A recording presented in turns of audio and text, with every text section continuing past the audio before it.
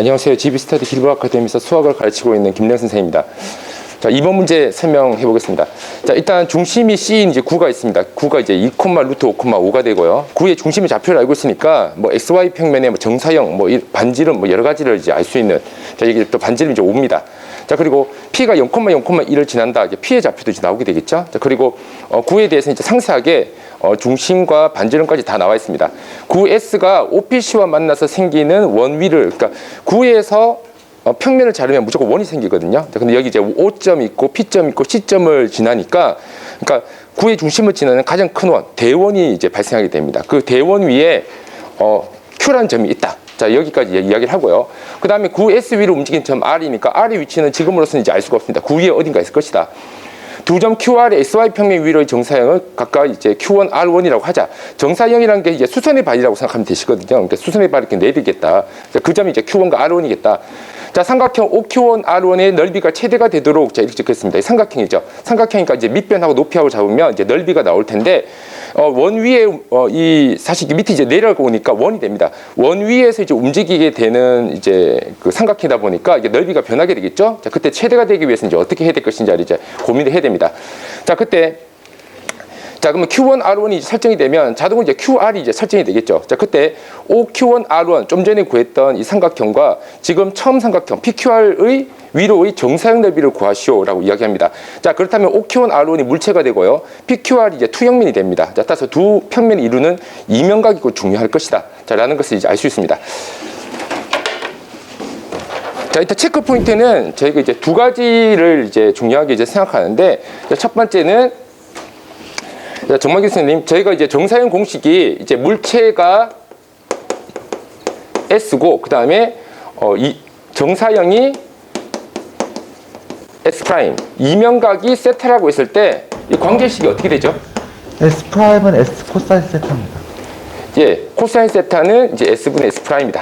자, 이 공식을 이제 사용해서 이제 문제를 풀도록 하겠습니다. 자, 그리고 또 하나가 더 있는데, 자, 저희가 이제 공간상에 이제 공간 좌표가 이제 존재하고 이것에 또 정사형에 대해서도 물어보거든요.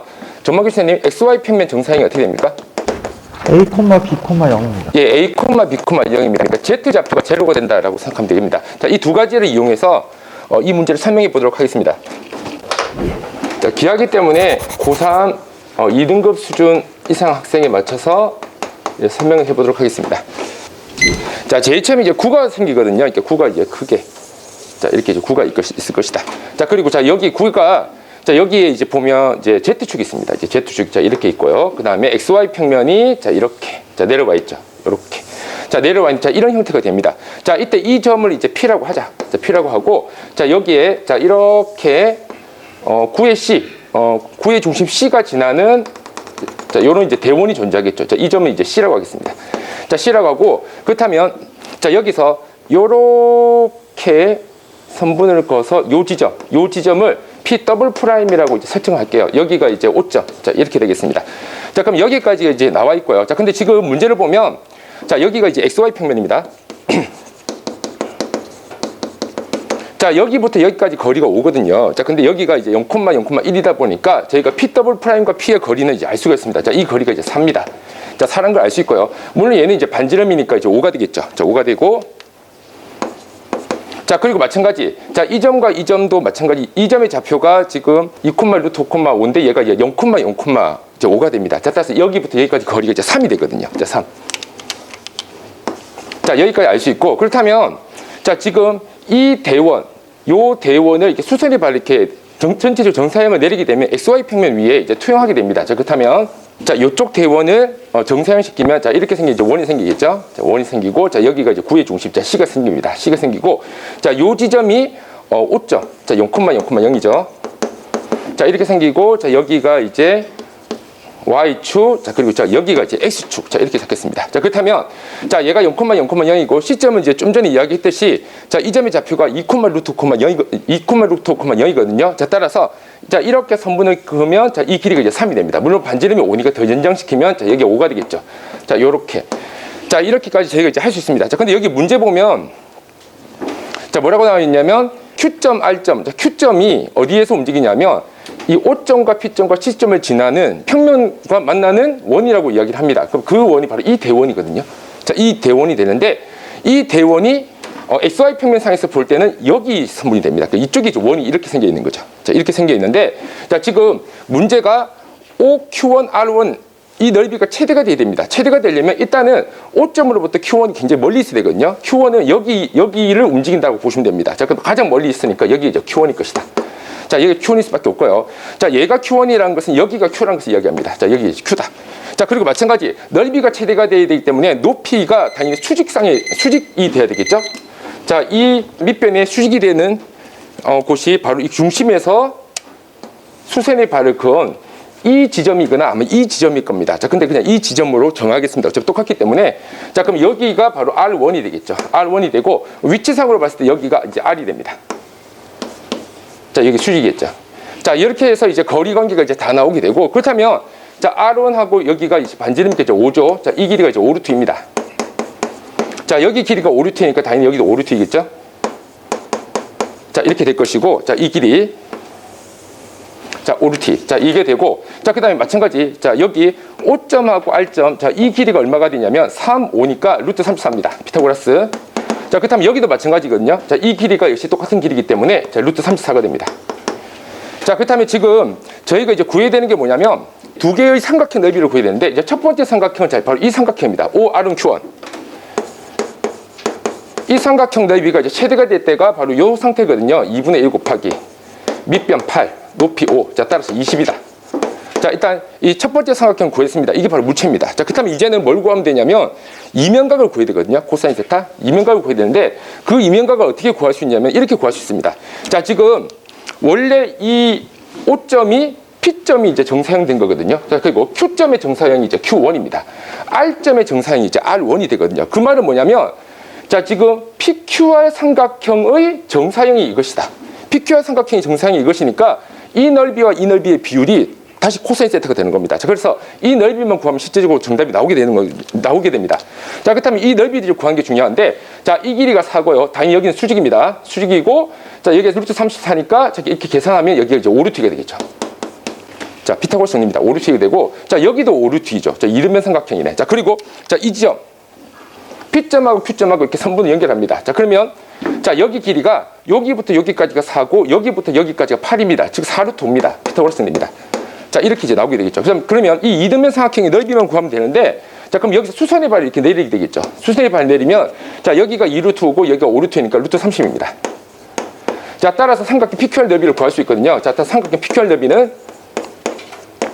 자, 2분의 1 곱하기 4루트 5 곱하기 루트 30. 자, 계산해 주니까 이제 10루트 6이 나온다. 자, 그러면 저희가 이제 정사형 공식에 의해서 코사인 세타는 PQR분의 OR은 Q1이 됩니다. 자, 따라서 이제 10루트 6분의 자, 20이 되고요. 이거 계산하면 이제 계산하면 3분의 루트 6이 됩니다. 자, 여기서 원하는 게 이제 투입면까지 다 끝이 났습니다. 자, 이 물체의 정사형을 원했거든요. 자, 따라서 정답은 20 곱하기 3분의 루트 6.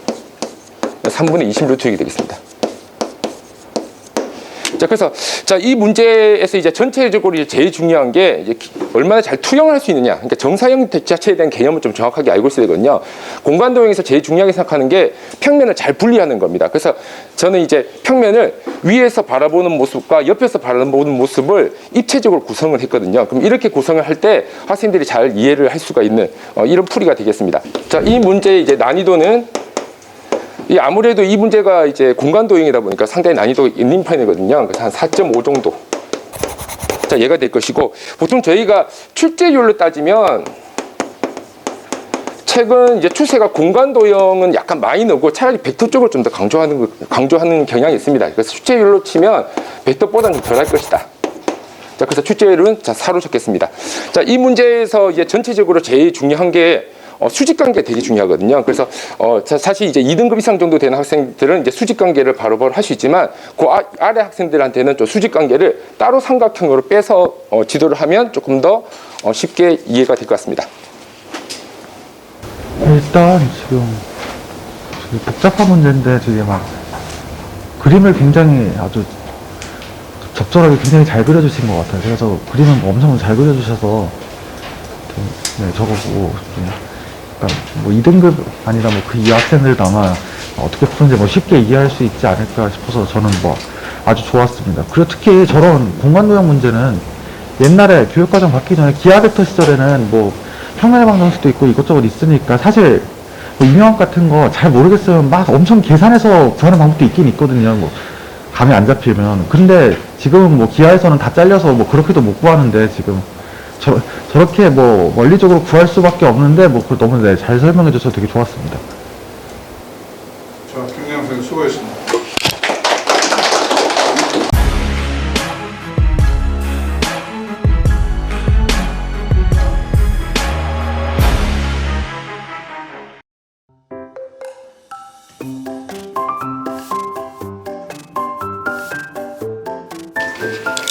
길벗 아카데미에서 수학을 강의하고 있는 수학과 강사 김수현입니다. 이제 제가 받은 문제는요, 수원 문제인데 지금 등차 수열이고요. 그래서 공차가 모두 정수라고 그랬기 때문에 저거를 이용해서 범위가 나와서 저거를 이용하는 지금 문제일 것 같습니다. 그래서 정수고요. 그 다음에 A10 더하기 B10을 구하라고 했기 때문에 최대값이기 때문에 네, 최대값을 구하라고 했습니다. 그래서 모든 자연수 n에 대해서 시그마 k는 1부터 n까지 절대값 ak-bk, 그 다음에 시그마 k는 1부터 n까지 절대값 ak 마이너스 절대값 bk, 이렇게 나와서요. 그래서 이렇게 되고, 그 다음에 지금 가르쳐 준 거는 a3은 2, 그 다음에 b5는 마이너스 3. 자, 이렇게 지금 가르쳐 줬습니다. 그래서 자, 지금 문제의 체크 포인트는 등차 수열이기 때문에요. 고3 3등급선에서 설명해 보도록 하겠습니다. 우선 등차 수열이라서 등차 수열은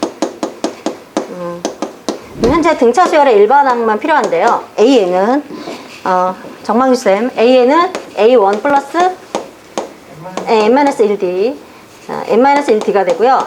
그 다음에 지금 여기서 A3은 2, 뭐 예를 들어서 A3은 2, 그 다음에 B5는 마이너스 3, 뭐 이렇게 했는데, 그러면 제가 A10을 표현한다면 A10은 A3에서 몇 D를 하면 되죠?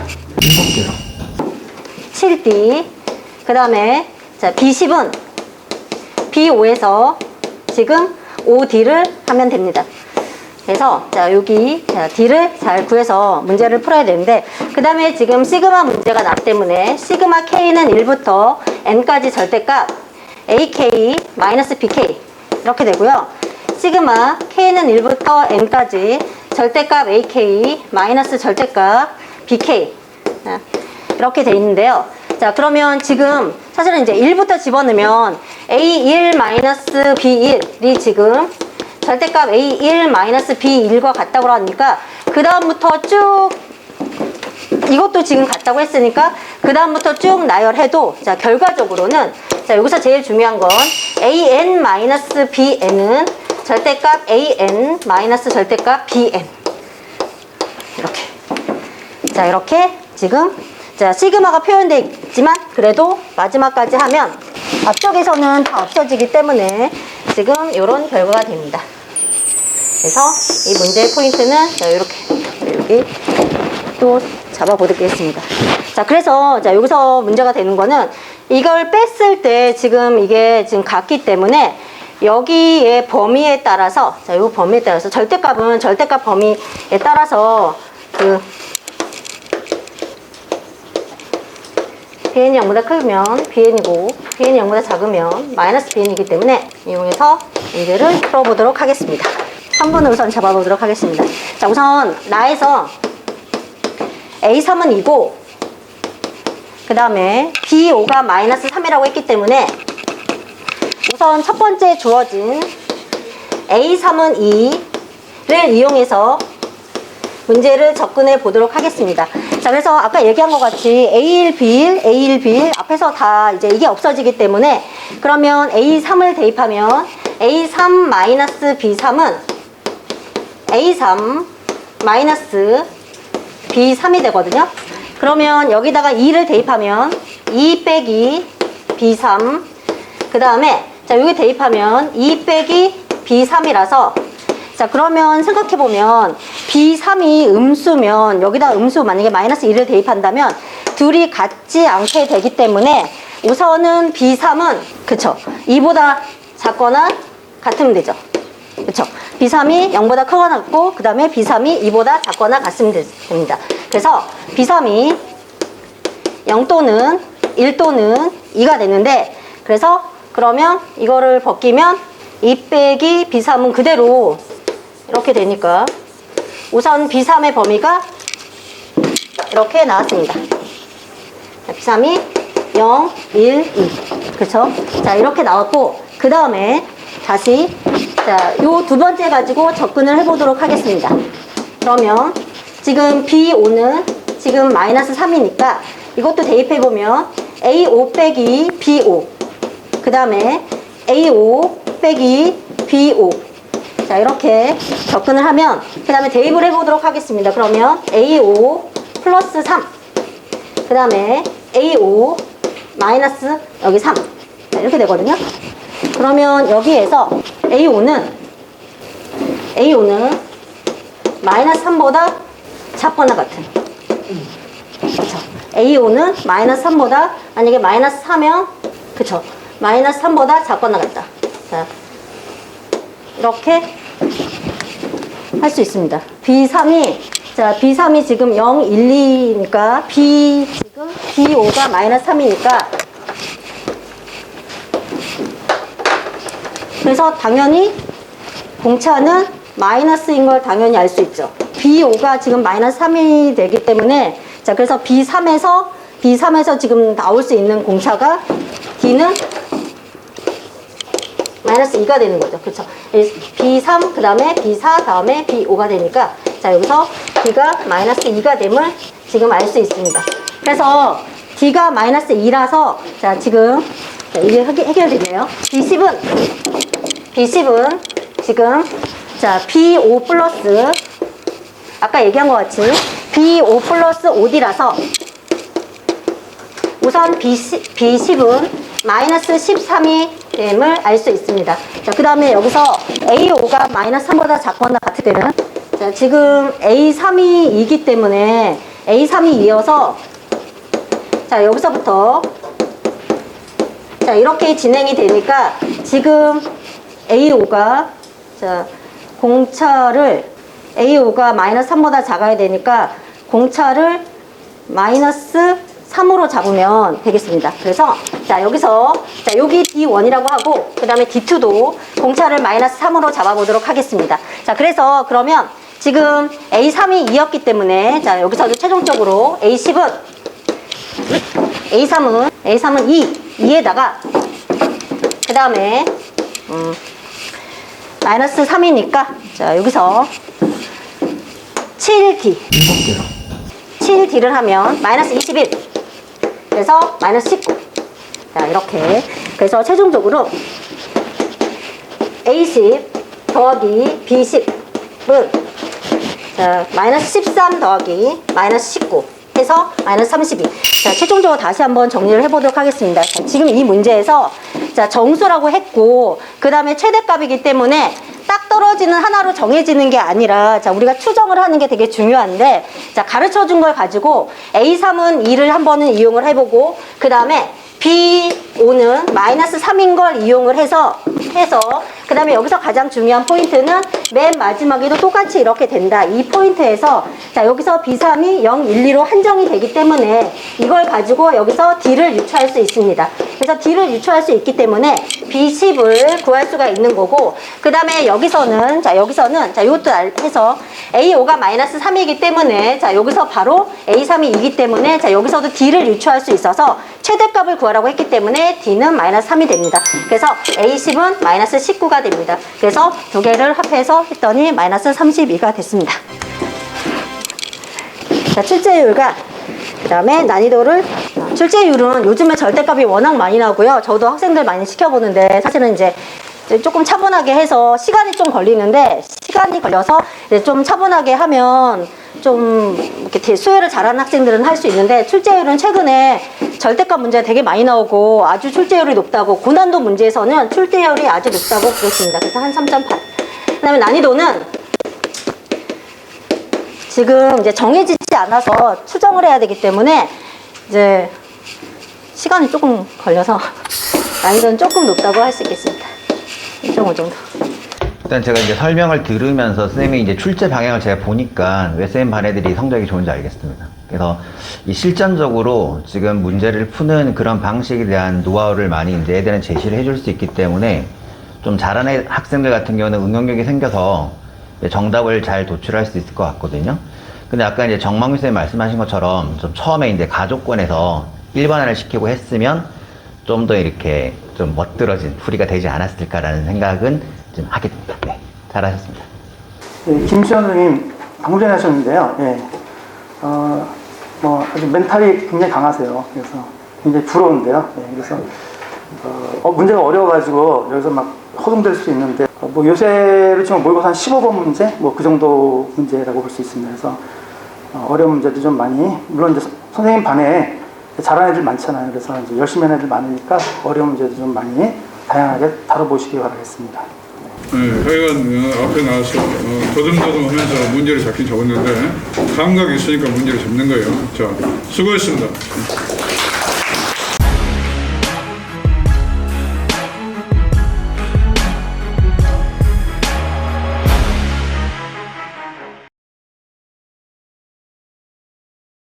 안녕하십니까. 길버드 학원에서 수학을 가르치고 있는 강사 김시우입니다. 저는 1번 문제, 고등수학 상문제를 풀어보겠는데요. 일단은 문제를 보시면은 주어진 세 점에 대해서 A하고 C하고는 M대N으로 내분하는 점 P가 있는데 이 P가 공교롭게도 B하고 C에 대해서는 M대N으로 외분하는 점이 됩니다. 그러니까 점 P가 A하고 C 할 때는 내분을 하다가 B하고 C하고 사이에서는 외분을 똑같은 비율로 하게 되는 점이라고 주어져 있습니다. 이 내용을 토대로 해가지고 보기에 나와 있는 기억, 니은, 디귿에 대해서 옳은 것을 찾는 문제를 풀어보도록 하겠습니다. 일단은 저는 대상을 고1 2등급 학생 이상을 대상으로 설정을 했고요. 그 다음에 체크로 내분점하고 외분점에 대한 언급을 살짝 할 텐데 여기 A라는 점이 하나가 있고 여기 B라는 점이 이렇게 존재를 하면 내분점 같은 경우에는 이렇게 선분의 안쪽에서 선분을 분할을 하는 점이 되기 때문에 이렇게 M 대 N으로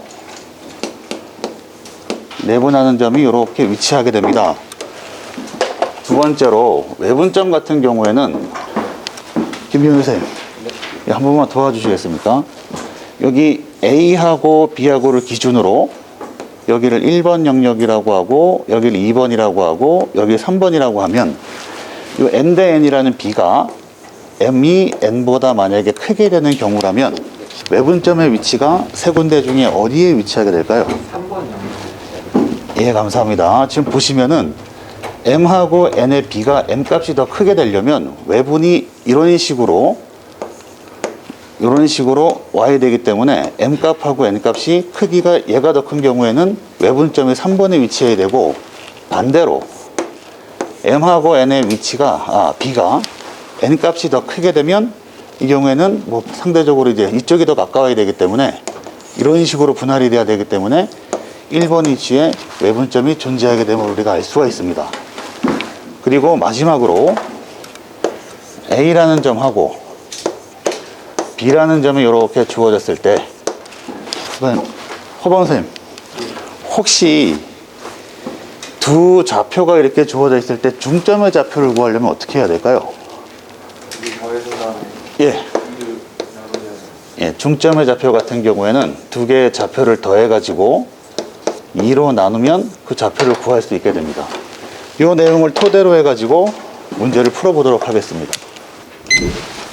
니은에 있는 내용을 확인을 해보기 위해서 B가 M 값이 더 큰 경우에 여기 A점의 위치 좌표 A가 이렇게 돼 있고 그 다음에 C의 위치가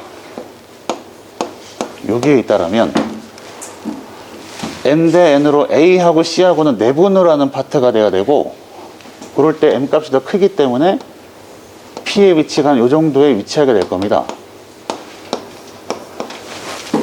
이 경우에 B의 위치를 잘 잡아야 되는데, B의 위치 같은 경우에는 B하고 C하고의 위치가 M 대 N으로 외분하는 점이 되려면 B의 위치가 만약에 여기 사이에 있게 되면 이렇게 외분을 해야 되기 때문에 M 값이 N 값보다 작은 경우가 발생을 합니다.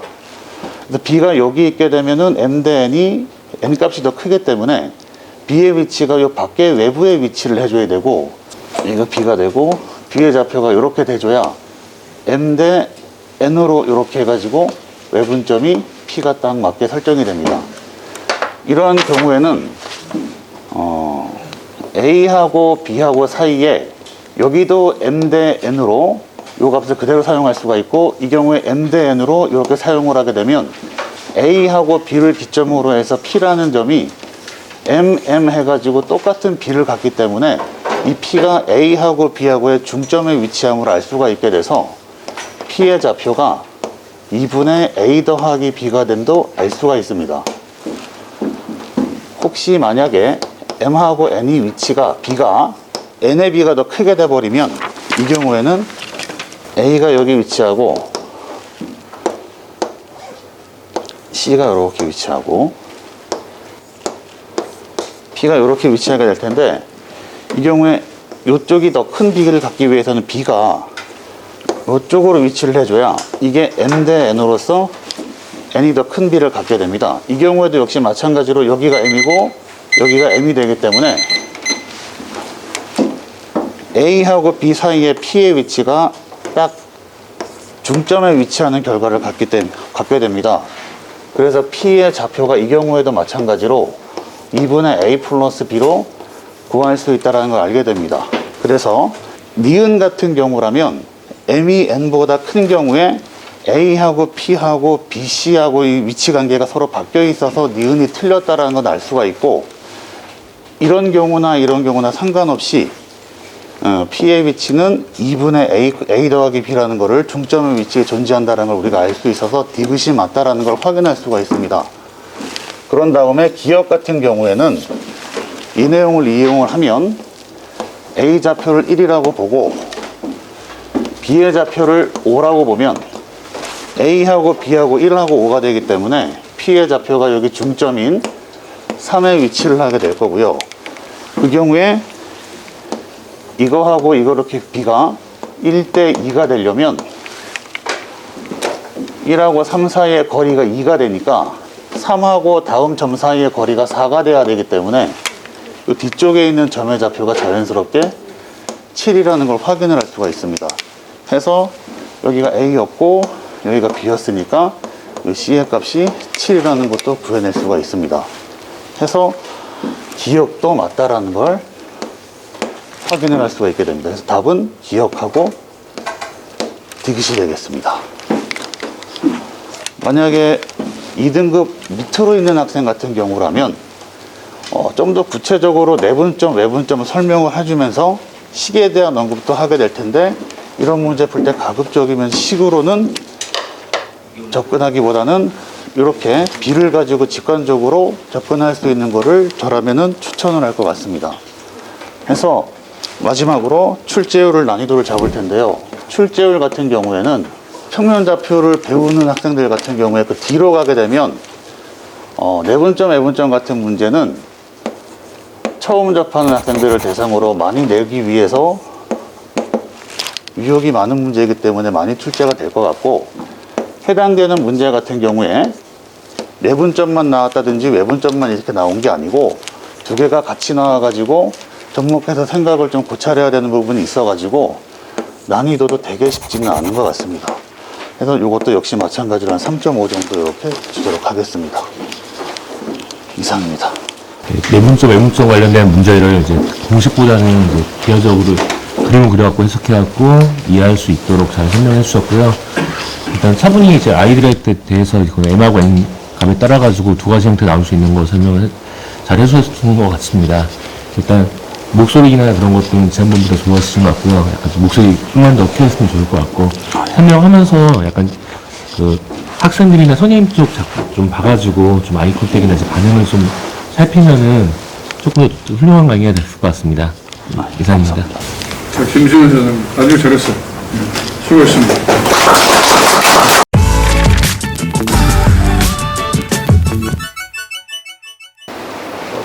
박현 선생 2번 적어보세요. 안녕하세요. 길보드 아카데미의 수학과 강사 박주현입니다. 제가 오늘 강의할 문제는요, 중학교 3학년 1학기 관련된 문제들인데요. 저는 이 문제를 중학교 3학년 80점 이상의 학생들을 대상으로 강의 시연해 보도록 하겠습니다. 이 문제를 일단 봤을 때 이 기호를 갖다가 x 중에 가장 가까운 정수라고 정의한다 했는데 분모에 루트가 들어가 있습니다. 무리수가 들어가 있기 때문에 이 문제를 내가 정수를 구하기 위해서는, 가까운 정수를 구하기 위해서는 이 분모에서 루트를 좀 없애줘야지 정수를 좀 구해볼 수 있겠죠. 그래서 첫 번째 공식으로는 곱셈 공식을 활용해 줍니다. 그 중에서도 어떤 걸 활용하냐면 이 공식을 활용할 건데요. 이 공식이 있을 때 정리하게 되면 어떤 식이 나오는지 혹시 알고 계시나요, 시우 선생님? n제곱 마이너스 b제곱. 네, 감사합니다. a 플러스 b와 a 마이너스 b를 제곱했기 때문에 뭐 플러스 2ab 같은 수가 싹 사라지게 되면서 a 제곱 마이너스 b 제곱 깔끔하게 정수로 나오게 되겠죠. 그리고 두 번째로는 루트 안에 들어가 있는 값의 범위를 구해줄 건데요. 제가 루트 x의 값이 대충 정수 어디부터 어디까지 사이에 있는지를 구하고 싶다면 a를 이용해서 어떻게 쓸 수 있을까요? 혹시 시우 선생님 알고 계십니까? 루트 x가 정수 a와 정수 a 플러스 1의 사이에 있다고 가정을 했을 때 그거를 어떻게 식으로 나타낼 수 있을까요? a보다는 크고 a 더하기 b보다 작다. 그래서 이것이 맞는지 어떻게 확인할 수 있을까요, 혹시? 제곱을 해가지고. a 플러스 1에 지금 이런 식으로 다 해주시는 거죠. 네, 감사합니다. 이 두 가지 공식을 이용해가지고 문제 접근해 보도록 하겠습니다. 아까 1번 공식을 잡으면서 말씀해드렸듯이 지금 문제에서 루트 3 플러스 2분의 루트 3 마이너스 루트 3 마이너스 2분의 루트 3, 이 문제에서 내가 이 식의 가장 가까운 정수값, 이 식의 가장 가까운 정수값을 구하기 위해서는 일단 이 식의 분모에서 루트가 사라져야 합니다. 그렇기 때문에 이 식을 내가 분모와 분자의 같은 수를 곱해가지고 어떻게 식이 변하는지 한번 적어보도록 하겠습니다. 루트 3 플러스 루트 2 이렇게 나와 있기 때문에 a 마이너스 b를 찾아주기 위해서는 루트 3 마이너스 2 이렇게 분자 분모 똑같이 곱해주면 될 것 같고요. 두 번째 식에서는 루트 3 마이너스 2가 먼저 나와 있기 때문에 루트 3 플러스 2를 곱해가지고 분모를 유리화 시켜주도록 하겠습니다. 그렇다면 첫 번째 식에서는 분모를 제곱을 했을 때 3 마이너스 4가 나오니까 마이너스 1로 깔끔하게 정리를 할 수 있고, 분자에서는 분배를 했을 때 3 마이너스 2 루트 3 이렇게 나오거든요. 근데 여기서 마이너스가 아까 붙어 있었기 때문에 마이너스 플러스 4가 반대가 되게 됩니다. 두 번째 것도 마찬가지로 분모를 제곱을 했을 때 3 마이너스 4 나오기 때문에 마이너스 1로 정리할 수 있고, 분자에서는 3 플러스 2 루트 3이 존재하게 되는데 아까 마찬가지로 마이너스 1이 분모에 있었기 때문에 마이너스 식을 조금 깔끔하게 정리할 수 있게 됩니다. 이 다음에 내가 요 식을 갖다가 가장 가까운 정수를 구하고 싶다 했기 때문에 요 놈이 어디가 가까운지 찾기 위해서는 2루트 3의 범위가 어딘지 봐야겠죠. 그죠? 그래서 2루트 3 보기 위해서는 루트 3 가지고 정리를 했을 때 1부터 뭐 루트 4까지 사이에 있다가 되면은 정수를 만들었을 때 1부터 2가 됩니다. 근데 두 배를 하게 되면 2부터 4가 되니까 얘가 2랑 가까운지 3이랑 가까운지 모르게 돼요. 그래서 저 어떻게 할 거냐면 2루트 3을 갖다가 직접 보게 됩니다. 그렇다면 이 루트 3은 루트 12로 만들 수 있죠. 그럼 루트 12는 가장 가까운 완전 제곱수가 어떤 건가요? 혹시 시우 선생님 알고 계십니까? 네, 정수 3과 4 사이에 존재하게 됩니다. 왜냐하면 3을 제곱했을 때가 3을 루트 안에 넣었을 때 루트 9가 되고요. 4를 넣었을 때 루트 16이 되니까 그 사이에 루트 12가 존재하겠구나를 알게 되는 거죠. 그죠? 그렇다면은 요 식에서 루트 12가 3점 얼마 이렇게 친다면 얘는 3점 얼마 여기도 3. 얼마 얼마 해서 이 값이 0. 얼마 얼마 이렇게 나오게 되고요. 이 값은 마이너스 6. 얼마 얼마 나오게 됩니다. 근데 문제에서 이 괄호의 뜻이 이 0.xx라는 수에서 가장 가까운 정수를 물어봤고, 이도 마찬가지로 마이너스 6. 얼마 얼마에서 가장 가까운 정수를 물어봤기 때문에 정확히 0. 얼마 얼마가 어딘지는 모르겠어요. 그래서 하나씩 살펴보려고 합니다. 일단 0. 얼마 얼마라는 수가 0에 가까울 때 혹은 1에 가까울 때를 한번 살펴보는 거죠. 첫 번째로 봤을 때 0에 가깝다고 친다면 왼쪽에 있는 값은 0이 나오고 두 번째 있는 값은 이게 사라지기 때문에 마이너스 6이 나옵니다. 근데 사이에 마이너스가 있죠. 그래서 답이 6이 나오고요. 두 번째로는 이 0. 얼마 얼마의 값이 1과 좀 더 가깝다고 친다면 이 값이 1이 나오고요. 두 번째 거는 마이너스 7로 나오게 됩니다. 근데 플러스가 되기 때문에 마이너스 1이고요. 결과는 6으로 둘 다 동일해요. 그래서 정확히 점 얼마 얼마가 어딘지는 몰라도 6이라는 값을 도출할 수는 있다고 봅니다. 혹시 제 설명에서 혹시 부족한 부분이 혹시 있었을까요? 이 마지막에가 좀 되게 이상하거든요. 네. 그러니까 그걸 정확히 그 각각의 값을 정확히 알아내야죠. 그죠? 그렇게 두 가지가 결과가 같다고 나왔다고 해서 그냥 답이 6이다. 그러면은 만약 각각을 물어보면 어떡해요? 그럼 여기가 이제 3.0이 되는 거고 여기가 3.5가 돼가지고 3보다 좀 더 4보다는 3과 가깝다고 나오게 됩니다. 네. 그렇다면은 이제 요 식이 사라지게 되는 것이고요. 결과가 6으로 바로 도출되게 되겠네요. 네, 감사합니다. 네. 그래서 이제 다시 소수점으로 정확하게 해가지고 3과 가까운지 4가 가까운지 해가지고 이제 요놈이 4보다는 3과 좀 더 가깝다. 그렇다면 다시 식을 정리를 했을 때 0. 얼마 얼마가 1보다는 0과 좀 더 가까울 것이기 때문에 0으로 나오게 되겠고요. 이 마이너스 6. 얼마 얼마도 마찬가지로 마이너스 7보다는 마이너스 6과 가깝기 때문에 마이너스 6. 근데 부호가 반대가 돼야 해서 결과는 6으로 결과할 수 있게 되겠습니다. 출제율 난이도를 설정하도록 하겠습니다.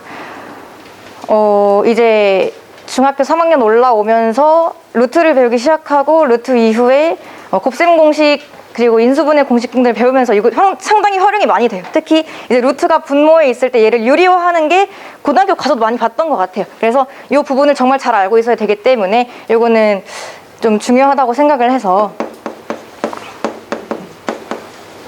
출제율 3.5 정도로 잡아주고 싶고요. 난이도도 역시 마찬가지로 제가 한 것처럼 이제 막 3부터 4까지 가면 안 된다. 정확하게 정수 어떤 수랑 가까운지 구하기 위해서는 점수도 다 들어가줘야 되기 때문에 이 부분에서 좀 더 점수를 줘도 될 것 같습니다. 네, 3.5로 잡아주도록 하겠습니다. 저도 이제 풀 때 보면은 0.5보다 큰지 작은지 경우를 나눠서 만약에 1번, 2번 결과가 같다면은 선생님이 하신 것처럼 안 풀어, 그러니까 3.5보다 큰지 작은지 안 구해도 되는데 그게 계산을 해보면 두 개가 다르기 때문에 그걸 계산을 해보는 게 맞는 풀이라고 생각합니다. 네. 그 부분 말고는 잘 해설해 주신 것 같습니다. 박주현 선생님, 좀 문제 분석을 좀 정확히 하시고요. 그 다음에 좀 난이도 있는 문제를 좀 많이 풀어보시고 공부를 많이 좀 하셨으면 합니다. 예. 박주현 선생, 이 횟수가 거듭나면서 본인 느끼는 것은 어때요? 아직도 갈 길이 먼 것 같습니다. 네. 그래요. 수고했습니다. 네, 감사합니다.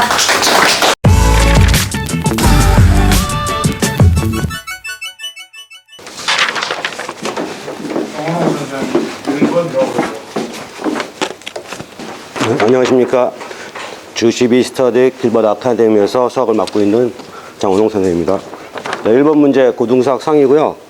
4차 방정식의 근에 대해서 묻고 있습니다. 서로 다른 내실근, 여기 조심할 점이 서로 다른 내실근이 있고요. 내실근이 각각 수직선 위에 이제 좌표라고 나왔습니다. 그래서 또 두 번째 포인트는 일정한 간격으로 떨어져 있을 때, 그래서 경우를 좀 따져봐야 될 것 같습니다. 예. 그 다음 모든 실수 A의 값의 합을 구하시오. 이렇게 문제를 분석을 했습니다. 예. 일단 4차 방정식이 인수분해가 된 형태인데요. 인수가 x랑 x-3 두 개가 있거든요. 그래서 나머지 즉 2차 방정식의 근각계수와 관련이 되겠습니다. 고1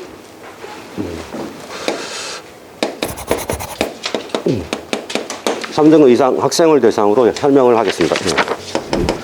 여기 제가 상수일 때, 근과 계수 관계를 조금 생각해 보겠습니다. 김경일 선생님 어떻게 되죠? 두근을 알파벳을 할 때, 두근을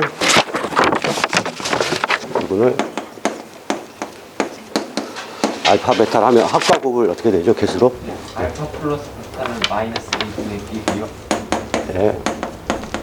마이너스 2분의 B고. A분의 C입니다.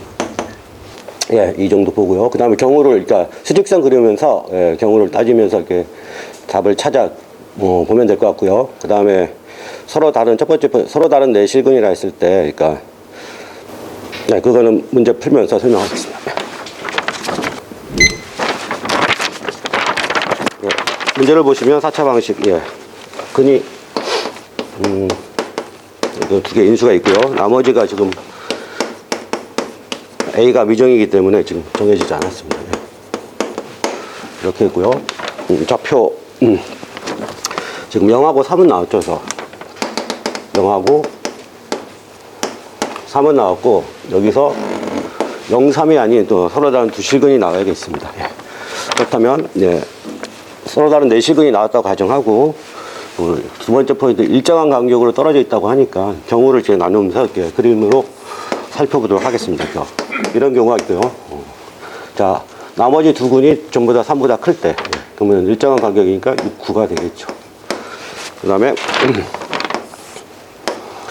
여기가 0, 3이고, 둘 다 0보다 작을 때는, 마3하고, 마6이 있고요. 그 다음, 세 번째는, 0, 3 사이에 두 군이 모두 다 들어가 있을 때, 그러면 여기가 1이 되고 2가 되겠죠. 그 다음에 세 번째는 하나는 0, 3 사이에 있고 하나는 밖에 있을 때, 즉 가운데 2분의 3이고 여기가 2분의 9가 되겠죠. 마지막으로 0, 3이 여기 있고 하나는 0보다 작은 거, 하나는 3보다 큰 거 해가지고 길이가 3이니까 여기가 마3이 되고 6이 되겠습니다. 그래서 여기 두 개의 곱과 합이 있는데 합이 좀 보기 쉬우니까요. 그러니까 0하고 3을 제외한 나머지 두 군을 체크하면서 보겠습니다. 이렇게 하고 이렇게 0하고 3. 아까 김경일 선생님 말씀하신 두 군의 합은 이것분의 이거 부호반대 마이너스 A가 되겠죠. 그래서 마이너스 A가 15니까 A는 마이너스 15가 되고요. 그 다음에 여기는 A가 9가 되겠죠. 그 다음에 여기는 A가 마3이 되고요. 그 다음에 여기도 마찬가지죠. A가 마3이 되죠. 그 다음에 여기는 A가 0이 되고요. 여기는 마이너스 6이 되겠죠. 근데 문제 조건에서 자, x가 0이 근이 되면 여기 상수항 여기가 0일 때가 지금 가려버리면 x가 0이란 근이 나오거든요. 그래서 여기 근이 하나 나왔기 때문에 안 되겠습니다. 그러면 a는 일단 풀마 3이 안 되거든요. 그래서 여기는 제외하고요. 그 다음에 나머지 a가 0일 때는 근을 찾으면 서로 다른 근이 나온다는 걸 알 수 있고요. a가 9일 때도 마찬가지고요. 그 다음에 a가 마이너스 15일 때도 마찬가지 0하고 3이 아닌 두 근이 나옵니다. 이거 두 개만 좀 조심하면 됩니다. 그 다음에 3일 때도 확인해 보면 x가 3의 근이 된다면 3, 3, 9, 36 12a 그다음에 3의 근이 된다면 여기가 0이 되겠죠. 그래서 12a 플러스 27 플러스 9에서 마3 제외했고요. 마이너스 근은 없습니다. 여기. 그러니까 0일 때가 a가 풀마 3이고 x가 3일 때 여기가 근을 가지면 지금보다 마3하고 마9가 있거든요. 그래서 여기 걸리는 건 여기는 없고요. 처음에 이게 이런 데서 실수를 하기 때문에 자 답을 도출해야죠. 그래서 모든 실수 a 값의 합이니까요. 따라서 얘랑 더해주면 마이너스 12가 나오나요? 네, 마이너스 12. 모든 실수 L 값은 마이너스 12가 되고요. 예, 출제율과 나누기를 보겠습니다. 출제율은요, 3, 4차 방정식인데, 예, 고차 방정식, 즉, 3, 4차 방정식 정확한 해는 수투에서 배우고, 그러니까 우리가, 고1 과정에서 3, 4차 방정식을 전부 다 2차 방정식 형태로, 나머지 형태로 이렇게, 이쪽 부분을, 문제와 관련시켜서 내는 게 일반적인 경향이고요. 거의 100% 나온다고 보면 되겠습니다. 그래서 출제율은요, 예, 그러니까 이 비슷한 문제가 꼭 나오게 되죠. 그 다음에 난이도는, 예, 의외로 인수분해 되어 있고, 오른쪽 2차 방정식만 잘 살피고요. 그 다음에 서로 다른 내근이나 조건만 조심하면, 그렇게 어렵지 않게 무난하게 풀 수 있어서, 여기는 난이도는 3으로 이렇게 적었습니다. 지금 선임자님께서 말씀하신 대로 저 뒤에 2차식 인수분해가 돼서 그럼 x는 2분의 마이너스 a 플러스 3이랑 x는 2분의 마이너스 a 마이너스 3이 나와서 둘이 3 차이가 나거든요, 정확히. 0하고 3도 3 차이가 나잖아요, 지금 저기 이미 주어진 근 두 개가. 그래서 그걸 이용하면은 저 2차 방정식에서 뒷부분에 두 근이 그 수직선상에서 어디에 와야 될지를 생각하고, 그리고 지금 그러면 수직선상에서, 그리고 그러면 그 2차 방정식에서 나눈 두 근의 중점이 그 마이너스 2분의 a가 되거든요. 그럼 그 마이너스 2분의 a들이 그 2차에 할 수 있는 곳이 저렇게 네 곳이 나오고 밑에 두 곳인데 필요가 없어. 당연히 저런 경우는 성립할 수 없다는 걸 알 수 있고, 그리고 그 네 곳의 그 마이너스 2분의 a 값들의 위치가 그 수직선상에서 2분의 3을 중심으로 좌우 대칭이거든요. 그래서 마이너스 2분의 a들의 합은 2분의 3 곱하기 4에서 6. 그러니까 a들의 합은 마이너스 12에서 a 안 구해도 이건 바로 알 수 있어요, 사실. 그래서 네, 좀 약간 좀 잘 해주셨는데 약간 풀이가 돌아가지 않나 좀 그렇게 생각합니다. 좀 더 간결했으면 어땠을까? 인수분해를 통해서 좀 더 간결했으면 어땠을까라는 설명 좀 그랬으면 좋겠거든요. 확신에 찬 설명이었으면은 그래서 더 좋았겠습니다. 네. 장원홍 선생 이야기 들어보면은 본인이 이해가 됩니까? 네, 인수분해를 잠깐. 항상 지금 내가 사실은 장원홍 선생이 수원을 잡아야 되는데 본인이 좀 자신있게 설명을 하고 그 고등수학 상으로 내가 문제를 돌려줬어요. 그렇다면은 정말로 우리가 항상 들으면서 목마른 게 뭐냐, 장원홍 선생의 강의를 들으면은 안 들리는 거, 자신이 없는 거, 주저리 혼자 그냥 뭐라고 비 오는 날 혼자 이야기하듯이 그런 이야기들만 나오니까 그 강의를 듣는 사람이 답답하다는 뜻이에요. 그래서 자신감을 불어넣으려고 문제를 낮춰버리잖아. 낮춰주면 그러면 2번은 수원인데 수원에서 고등상으로 내려줬잖아. 그러면 본인이 훨씬 더 자신감이 올라가야 되거든. 근데 그게 거의 의미가 없어요. 왜? 무슨 자신이 없는 거예요. 그 말을 주저리 혼자 이야기를 해. 그 혼자 이야기하는 건 쭈물거림이 아니고 강의라니까요, 강의. 이건 이렇고, 이건 이렇고, 이건 이렇고, 이건 이래. 이 말이 안 들리는 거예요. 장원홍 선생이 그 강의를 하면서 녹음을 한번 해봐요. 스스로 본인의 어떤 강의 내용을. 그런 다음에 고쳐야 돼. 남이 뭐라고 하기 전에. 그리고 수많은 선생님들 앞에 나와 설명하잖아요. 뭐라고. 응? 근데 그 말이 들려야 되는데 안 들려, 장원홍 선생님. 알아들었어요? 네, 알겠습니다. 네. 수고했습니다.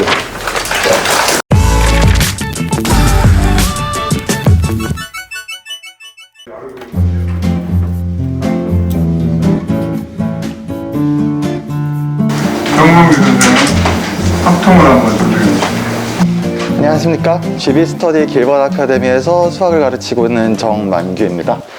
오늘 저는 2번 확률과 통계 문제를 설명해 보겠습니다. 숫자 1이 적힌 카드가 7장, 숫자 2가 적힌 카드가 8장 있다. 그러니까 1하고 2끼리는 서로 구별이 안 되겠죠. 15장의 카드를 일렬로 나열할 때 다음 조건을 만족시키도록 카드를 나열하는 경우의 수를 구하시오. 가조건을 보면 왼쪽에 카드에 적힌 숫자가 오른쪽 카드에 적힌 숫자보다 작은 곳, 그러니까 왼쪽엔 1, 오른쪽엔 2란 소리죠. 그런 곳은 3곳이다. 그러니까 1 다음에 2가 나오는 곳이 3곳 있다. 그 얘기입니다. 나조건, 이웃한 4장의 카드에 적힌 수의 합은 항상 7 이하이다. 모든 카드가 1 아니면 2니까 4장의 카드에 적힌 수의 합이 7보다 커지는 경우는 이 4장이 연속해서 나오는 경우밖에 없죠. 그러니까 2는 연속해서 4장 나오지는 않는다. 뭐 그런 것을 알 수 있습니다. 뭐 그래서 뭐 이 문제는 일단 뭐 가조건을 만족하는 경우의 수 해서 뭐 나조건을 만족하는 경우의 수를 뭐 정확히 그렇지는 않지만 빼주는 그런 식으로 뭐 가면 되지 않을까, 뭐 일단 그렇게 계획을 할 수가 있고, 그리고 이 문제는 조건을 약간 생각을 좀 해보면 확통에서 배우는 중복조합을 활용해서 푸는 게 좋은 문제. 그러니까 뭐 그냥 약간 단정적으로 말하면 뭐 중복조합 문제라고 할 수 있습니다. 물론 중복조합을 쓰지 않고도 풀 수 있는데 아무래도 가장 빠르고 경제적인 풀이는 중복조합을 쓰는 쪽이겠죠. 2등급 이상 대상으로 강의하도록 하겠습니다. 먼저 체크포인트 잡아보겠습니다. 제가 이걸 뭐 중복조합을 이용해서 설명하겠다고 말씀드렸으니까 당연히 체크포인트로는 중복조합을 잡아봐야겠죠. 중복조합이란 것은 서로 다른 N개 중 R개를 택하는데 중복을 허용하여 택하는 경우의 수를 말하죠. 택하는 순서는 상관이 없습니다. 저 김경일 선생님, 저 중복조합 기호, 이거 기호를 어떻게 쓰죠? NHR입니다. 감사합니다. NHR. 네. 그리고 한 번만 더 도와줄 수 있을까요? 이거 계산할 때는 보통 일반 조합 콤비네이션으로 고쳐서 계산하는데 혹시 어떻게 콤비네이션으로 고치면 어떻게 되는지 좀 알려줄 수 있을까요? N 플러스 R 마이너스 1 CR로. 고맙습니다. 네, 그렇죠. 중복조합은 계산할 때는 이렇게 뭐 조합으로 바꿔서 계산을 하게 되죠. 그러면 3분 잡고 문제를 풀어보도록 하겠습니다. 먼저 일단 뭐 지금 1하고 2가 배열이 되는데 지금 어떻게 1 다음에 2가 나오는 곳이 3곳 있잖아요. 그러면 이렇게 1들이 3묶음 나오고 그 다음에 그 사이사이에 이렇게 2들의 묶음이 나올 거고요. 그리고 뭐 1들 앞에 2들이 있을 수도 있고 여긴 없을 수도 있습니다. 2가 있을 수도 있고, 그리고 그 다음 마지막으로 2들 맨 뒤에 1이 여기도 뭐 있을 수도 있고 없을 수도 있습니다. 그러니까 여기랑 여기는 2가 한 장은 무조건 들어가 있어야 되고요. 이 카드가. 그 다음에 여기랑 여기는 일단 1이 한 장은 무조건 들어가 있어야 되고, 여기는 2가 들어가는데 2가 있을 수도 있고 없을 수도 있고, 여기도 마찬가지로 1이 들어갈 수 있는데 여기는 1이 없을 수도 있습니다. 뭐 이렇게 숫자 배열이 되겠죠. 그 다음에 뭐 일단 저 조건을 만족하는 일단 1부터 먼저 배치를 해보겠습니다. 이거는 뭐 저 조건들을 만족하도록 2를 배치하고 2를 배치한 다음에 뭐 두 경우의 수를 곱해주면 되고, 그럼 첫 번째 2를 배치해 보면은 2를 지금 요 네 영역에 배치해야 돼요. 근데 지금 1이 몇 장 있죠? 7장 있는데 이미 3장은 배치돼 있어요. 그럼 남은 건 4장인데 남은 4장을 여기에 배치하는 경우의 수는, 남은 건 4장이죠. 7장 중에 3장이 배치돼 있으니까 이 4곳 중에 한 곳을 4번 뽑는 경우의 수. 그러니까 이거는 4H4입니다. 이거는 그러면 그래서 저기에 2를 조건에 맞도록 배치하는 경우의 수는 35가지고요. 그 다음에 2를 배치합시다. 2를 배치하는 건 이제 나조건이 있기 때문에 약간 복잡한데, 일단 나조건을 생각하지 않고 배치를 하면 일단 2가 8장이 있는데 여기 지금 한 장에 배치되어 있어요. 그럼 남은 거는 5장인데, 그럼 남은 5장을 이 4곳에 배치해야 되니까 이 4곳 중에 한 곳을 5번 뽑아야 돼요. 그러면 그 경우의 수는 4H5가 되겠죠? 근데 이제 그 경우의 수 중에서 나 조건을 만족하지 않는 경우는 빼야 됩니다. 그러니까 다시 말해서 이 4곳 중에 어느 곳인가 4장 이상이 들어가는 경우는 빼버려야 된다는 거죠. 근데 이게 지금 여기는 기본적으로 2가 한 장씩 깔려 있고 여기는 2가 뭐 있어도 되고 없어도 되기 때문에 여기가 4장 이상이 되는 경우랑 다른 곳이 4장 이상이 되는 경우는 좀 달라요. 그래서 그건 약간 좀 따로 생각을 해봐야 됩니다. 그리고 뭐 이렇게 생각할 수도 있어요. 뭐 당연히 이런 것도 체크를 해봐야겠죠. 이 4곳 중 2곳 이상의 4장 이상의 카드가 한 번에 들어갈 수 있는가? 그런 것은 불가능합니다. 왜냐면은 여기 지금 2가 한 장 깔려 있기 때문에 뭐 4장이면 이미 8장이잖아요. 그러면 뭐 남은 2가 없죠. 그래서 최소 3곳에 한 장에 2가 들어가야 되는데 그렇게는 안 됩니다. 그래서 일단 이 4곳 중에 어딘가에 2가 4장 이상 들어가면은 그런 곳은 딱 한 곳밖에 없다는 것을 알 수 있고, 일단 여기에 2가 4장 이상 들어가는 경우를 봅시다. 그럼 여기에 일단 2를 4장 넣어요. 그러면 남는 이 카드는 4장 한 장이니까 남은 이 카드는 한 장이에요. 남은 한 장을 이 4곳 중에 한 곳에 그냥 넣어줘야 돼. 이건 사실입니다. 그 다음에 이곳에 2가 4장 이상 들어가는 경우를 봅시다. 그럼 여기 4장, 여기 한 장이니까 6장에 2가 들어갔고, 남은 2는 2장이고, 남은 이 2장을 이 4곳 중에 한 곳에 자유롭게 넣을 수 있으니까, 그 경우의 수는 어떻게 되냐면, 지금 4곳 중에 한 곳을 2번 뽑고, 그럼 4H 2가 되죠. 여기 2가 4장 이상이거나, 여기 2가 4장 이상이거나, 여기 2가 4장 이상이거나 똑같습니다. 그 경우의 수는. 그래서 그럼 곱하기 3. 그러면은 저거는 8C5니까 8C3 56이죠. 그 다음에 4C는 4고, 그 다음에 4H2는 지금 5C니까 10. 그러면 10 곱하기 3 하면 30. 그럼 22. 그러니까 경우의 수는 35 곱하기 222에서 770까지 경우의 수가 있겠습니다. 설명은 여기까지고요. 뭐 2등급 이상이라고 해서 그냥 중복조합으로 풀었는데, 약간 3등급이나 그 이하 학생들에게 부연 설명을 한다면, 제가 지금 저것들 경우의 수를 중복조합으로 셌는데, 저게 왜 중복조합인지를 저는 중복조합에 대해서는 체크포인트에 대해서 언급하고 넘어갔지만, 저런 것들이 왜 중복조합의 경우의 수가 되는지를 약간 좀 더 저 체크포인트를 다시 설명하면서 좀 자세히 설명하도록 하겠습니다. 그래서 이제 출제율 중복조합 문제는 확률과 통계는 모의고사나 수능에서는 거의 경우의 수나 확률 문제가 고난도 문제로 나오거든요. 뒤에 있는 통계 문제보다는. 그래서 아마 그런 선택 과목 확률과 통계 29번이나 30번 문제로서 출제율은 상당히 있다고 볼 수 있습니다. 5분의 4가 되고, 그 다음에 난이도는 이 문제가 이게 지금 풀이가 짧은데, 사실 그렇다고 해서 정말 보고 30초 1분 안에 풀 수 있는 문제라면 그렇지는 않습니다. 이 문제는 난이도도 상당히 있는 문제죠. 특히 수험생 입장에서는 더 어려울 겁니다. 그래서 난이도도 한 5분의 4 정도 되겠습니다. 일단은 처음에 이제 문제 읽어주시고 상황 이제 설명해 주실 때 처음에 이제 2가 이제 이렇게 1 다음에 2가 나오는 상황부터 설명을 해주셔갖고, 문제 처음 풀 때 이제 1을 배치하고 2를 배치하면서 문제를 조금 더 쉽게 학생들이 다가갈 수 있게 설명해 주시는 부분이 되게 좋았던 것 같고요. 앞에서 얘기해 주셨는데 저도 이제 마찬가지인 게, 판사하실 때 조금 더 많이 써주시고 좀 글씨도 좀 일정하게 깔끔하게 써주시면 학생들이 더 집중해서 잘 보고 좀 이해하는 데도 더 쉬울 것 같습니다. 정만규 선생님, 확률과 통계 문제, 좀 그렇게 쉽지 않은 문제였는데, 방법을 아주 간결하게 잘 하셨거든요. 그러니까 아주 간결하게 잘 하셨는데, 좀 아쉬웠던 거는 이제 조금 판서를 하시면서 좀 이렇게 보여주시면서, 말로만 다 하는 게 아니라 좀 보여주시면서, 이게 다 도구잖아요. 이런 게 전부 다. 분필이나 칠판이 다 도구니까, 설명한 도구니까 하셨으면 더 좋았겠습니다. 우리 정몽희 선생님이 많이 알아요. 문제를 참 많이 알고 또 공부가 많이 돼 있는데, 그 반에 있는 학생들이 정몽희 선생님 강의를 들으면 다 어렵다요. 너무 어렵다.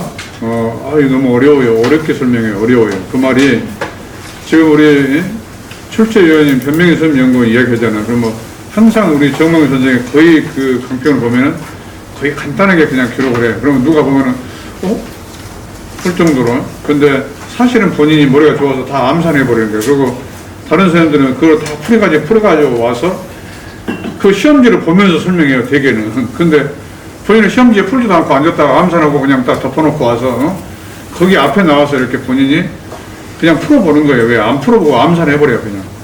근데 그런 것들은 사실은 그 정몽희 선생이 바꿔야 돼요.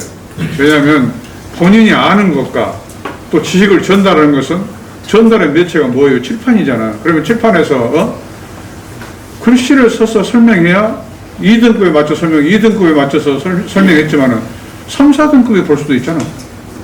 그 정몽선의 강의를 들을 수 있잖아. 그러면 2등급에 설정해놓고 나서 3, 4등급 애들은 저렇게 하면 저거 뭔 말일까? 1등급 애들은 저 말을 들으면 알아들어봐요. 근데 2등급 저렇게 말하면은 그 이야기하는 것을 이렇게 연결을 하지 않고는 저 말이 무슨 말인지 몰라. 그래서 그런 것들에 대한 좀 이렇게 뭔가 다른 등급 학생들도 볼 수 있게끔 좀 쉽게, 응? 좀 써가면서 설명하고, 그러면서 부연 설명하고, 또 거기다 대고 혹시나 모르니까 예시를 또 들어주고, 그렇게 가면은 굉장히 짜임새 있게 풍요로운 강의가 될 거예요. 응? 그래서 그런 것들을 연습하고 본인이 아는 것, 그래 내가 이거 문제를 푼다면 그건 수험생이 문제를 푸는 거예요. 1등급, 2등급 애들이 저 문제를 받고 수험생이 문제를 풀어버려요. 저렇게 풀어. 근데 그러나 정망 선생님 선생님이잖아. 그러면 그 등급 코스에 맞춰서 2등급에 맞췄고 그 다음에 3, 4등급, 5등급도 있을 수 있어. 그러면 그런 애를 또 잠깐 그걸 들여다보면서 해석이 가능하고 이해가 되게끔 그 기량을 조금만 들려요. 알았죠? 자, 수고했습니다.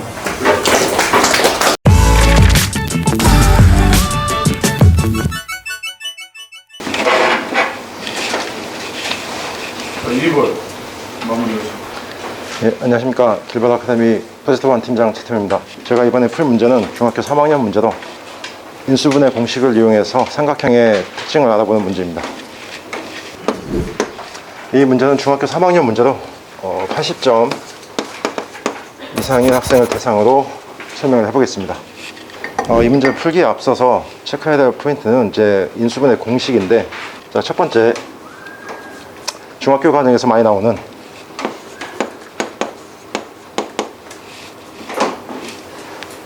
김경희 선생님, 예, 요거 좀 도와주시겠습니까? a제곱 빼기 b제곱은 A 더하기 B 곱하기 A. 예, 감사합니다.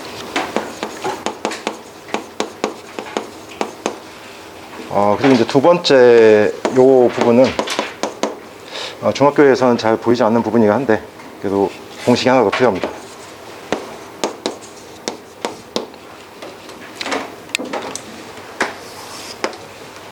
이 내용을 바탕으로 문제를 풀어보도록 하겠습니다. 이 상태에서 공식을 적용하는 것은 의미가 없고 일단 풀어서 내림차순으로 좀 정리를 해서 진행을 하겠습니다. 기준은 A를 잡든 B를 잡든 C를 잡든 상관은 없는데 일단 A로 잡고서 다시 정리하겠습니다. 여기 체크 포인트에서 잡았듯이 이 부분 여기 있고, 그리고 이제 이 부분 여기 있습니다. 그래서 이제 이 두 부분을 인수분해를 해서 공통된 부분이 있는지 찾아보면은, 자, 이제 이 부분은, 그리고 이 부분은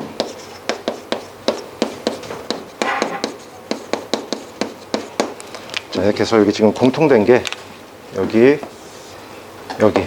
그리고 여기 이 세 곳에서 나오는 걸 알 수 있습니다. 그래서 이 부분을 잡아 빼고, 그 앞에 마이너스 있으니까 마이너스 지금 보기가 좋지 않으니까는 마이너스까지 같이 앞에 빼서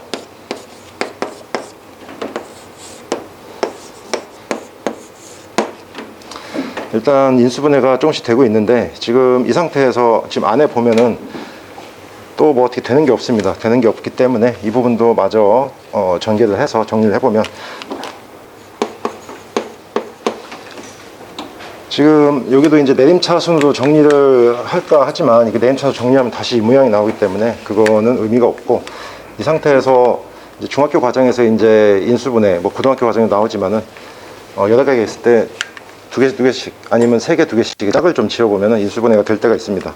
이 부분을 잘 보시면, 그래서 이 부분과 이 부분 짝을 한번 지어보고, 그리고 이 부분 여기, 자, 그리고 마지막으로 요것과 요것을 짝지어서 두 개씩 짝지어서 인수분해 좀 진행을 하겠습니다. 자, 그럼 이 부분은 이렇게 될 수가 있고, 그리고 이 부분은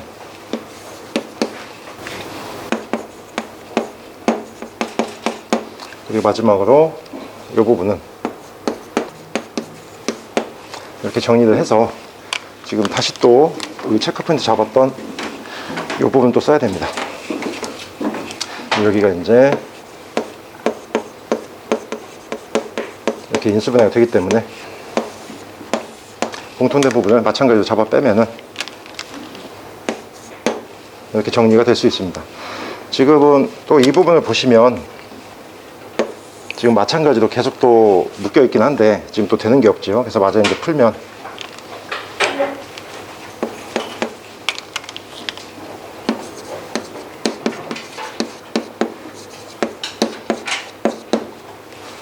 마찬가지로 여기서 이제 두 개씩 짝을 지었듯이 여기도 지금 되는 게 없기 때문에 좀 짝을 지어서 마무리를 지어보면은, 지금 이것과 이것, 그리고 여기와 여기,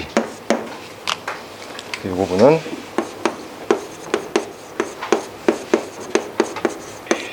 이 부분은 네, 마찬가지로 여기서 공통된 부분을 찾아낼 수가 있습니다.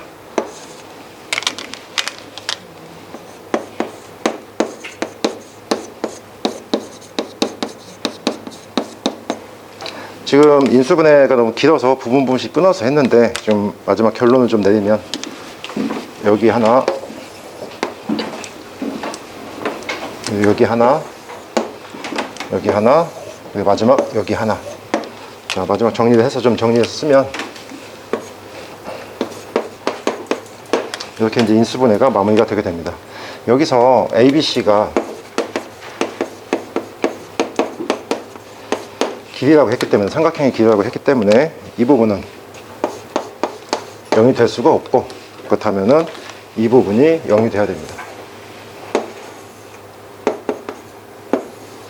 따라서 여기서 이제 마지막 결론을 내리면 A하고 B가 같거나, 또는 B하고 C가 같거나, 또는 A하고 C가 같은 이등변 삼각형이 나옵니다. 이 문제의 출제율과 난이도를 분석을 하면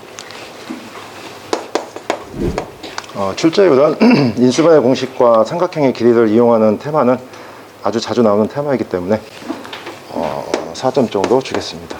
그리고 난이도는 지금 요 부분이 이제 중학교에서는 잘 나오지 않는 부분이기 때문에 요걸 알고 있다면 쉽고, 저걸 모르면 이 문제는 불가능합니다. 이건 저걸 모르는 상태에서 푼다는 거는 불가능하기 때문에, 또 이제 80점 이상 대상인 학생들은 알 가능성도 높고, 그래서 이제 요거는 좀 고민을 많이 했는데, 안다는 가정하에서 난이도는 2점으로 주겠습니다. 이상으로 문제 풀이 마치겠습니다. 풀이를 좀 정리해가지고 잘 해주셨는데, A 세제곱쪽으로 넘어왔을 때, 초록색을 첫 번째 넘어왔을 때 이제 왜 저렇게 묶이는지, A 갖다가 먼저 묶고 B 갖다가 묶는지를 한번 좀 더 잡아주셨으면 좀 더 수월하게 들을 수 있었을 것 같고요. 이제 풀이하면서 식이 나열되어 있는 게 좀 길어가지고 늘어지는 느낌이 조금 있었던 것 같습니다. 그거 제외하고는 이제 포인트 색깔로 잡아주셔가지고 정리도 좀 깔끔하게 볼 수 있었던 것 같습니다. 이 문제가 이제 그 인수분해를 이용해서 삼각형의 그 꼴을 물어보는 그런 문제였었는데, 좀 이제 물론 저기 인수분해 식에 보면은 저 식에서 약간 이제 중학교 3학년 교육과정을 좀 벗어나는 부분이 있어요. 있어서 이제 그런 부분이 좀 문제가 됐었는데, 근데 이제 이 문제는 사실 중3 교재에 있는 문제거든요. 중3 교재에 있는 문제이기 때문에 물론 이제 심화 교재죠. 그래서 이제 몇몇 교재 있어요. 뭐 모든 교재에 있는 건 아니고 몇몇 교재, 심화 교재에 있는데, 그래도 이제 학생들이 뭐 선생님한테 또 질문을 할 수도 있겠죠. 그러면 조금 이렇게 교육과정이 좀 넘더라도 이렇게 좀 좋은 설명을 해주시고, 그 다음에 교육과정이 좀 넘는 부분이 있다라고 이렇게 해주시면 학생들이 선생님에 대해서 굉장히 신뢰하고 존경하지 않을까, 그런 생각을 했습니다. 그래서 이제 그런 약간 심화적인 교재를 한번 공부를 좀 하셨으면 좋겠습니다. 네. 최태원 팀장은 그 반이 특수한 반이라서 아마 이제 프로젝트 반인데, 본인이 나름대로 어떻게 이해를 시킬 것인가, 또 어떻게 설득을 시킬 것인가, 그러다 보니까 문제의 어떤 깊이 있는 문제들에 대해서 본인이 간과하는 경우가 있어요. 그러니까 그 대신 중학교 1학년, 2학년, 3학년 과정의 심화 문제까지는 본인이 항상 들여다보고 있어야 돼요. 차트님 알았죠? 네, 알겠습니다. 자, 수고했습니다. 여러분.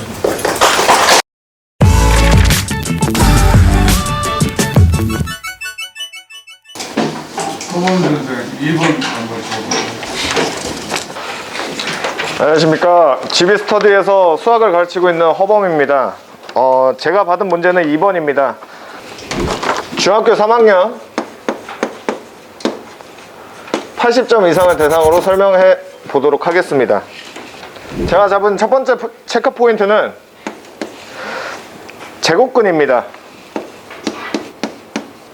김경혜 선생님, 혹시 루트 x X가 정수가 되려면 어떻게 해줘야 되죠? X는 제곱수여야 돼요. 맞습니다. 루트 X가 정수가 되려면 제곱수여야 됩니다. 예를 들자면 루트 4가 2인 것처럼 제곱수가 되어야 정수가 됩니다. 그리고 두 번째로 부등식의 성질입니다.